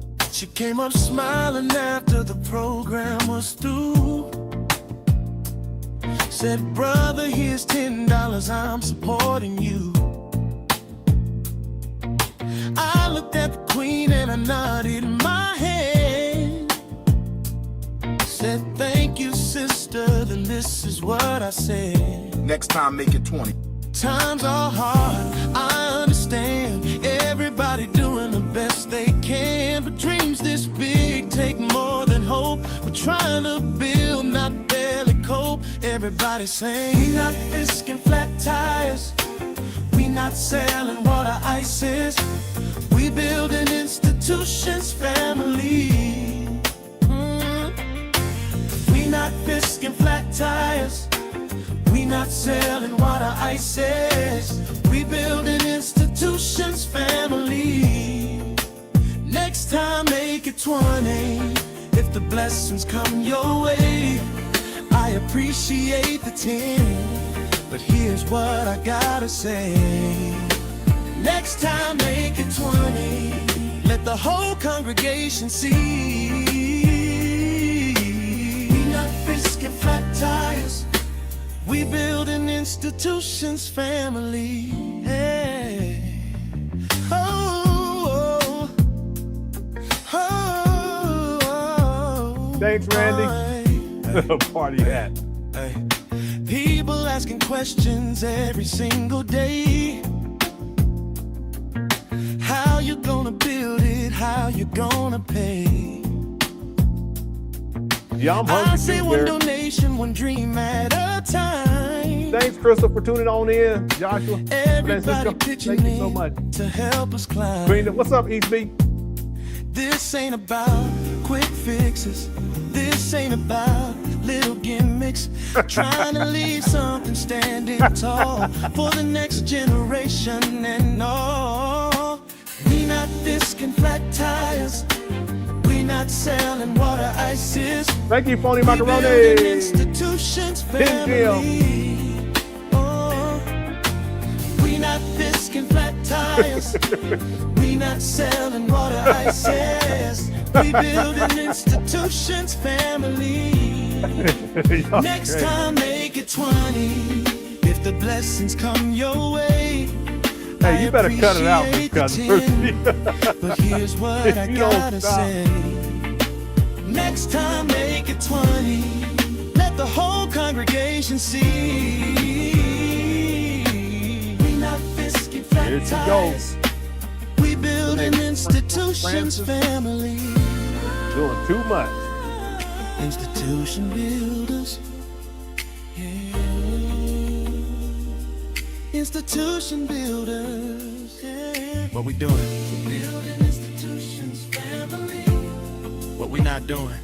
We not fisking flat tires. What else? Ooh. We not selling water ices. One more time. One more time. We doing it. We building institutions, family. Now everybody clap your hands. Right side sing. We not fisking flat tires. Right side sing. Right side sing. Everybody together. We building institutions, family. Next time, make it 20. When prosperity comes through, I appreciate the 10, and I appreciate you too. Yeah. Next time, make it 20. That's the message for today. Yeah. We building institutions, family, and we're doing it all the way. Yeah, that's what I call it. Double slavery. We not selling water ices. We building institutions, family. You guys are crazy. We not fisking flat tires. We not selling water ices. We building institutions, family. All right. I'm ready to go to bed. Goodness. Next time. Yeah, that was me gathering. Make it 20. All right, shout out to Black Morrow. Yeah, I know why I'm so tired, because I exercised today for the first time. I jogged. I did a mile. Yeah. Got to get it together. I got to lose weight. Okay, thank you guys so much for tuning on in. I hope you all enjoyed the show. We'll be off for the weekend unless Umar does something crazy, and then we'll be back on. Otherwise, we'll be back on Monday. Okay. All right. Please enjoy the rest of your evening. Thank you guys again for tuning on, and also thanks for all of the support, everyone. I sincerely appreciate it. I do not take it for granted, and you guys have blessed me so much, and I appreciate it. Okay. Love y'all. Take care. Peace.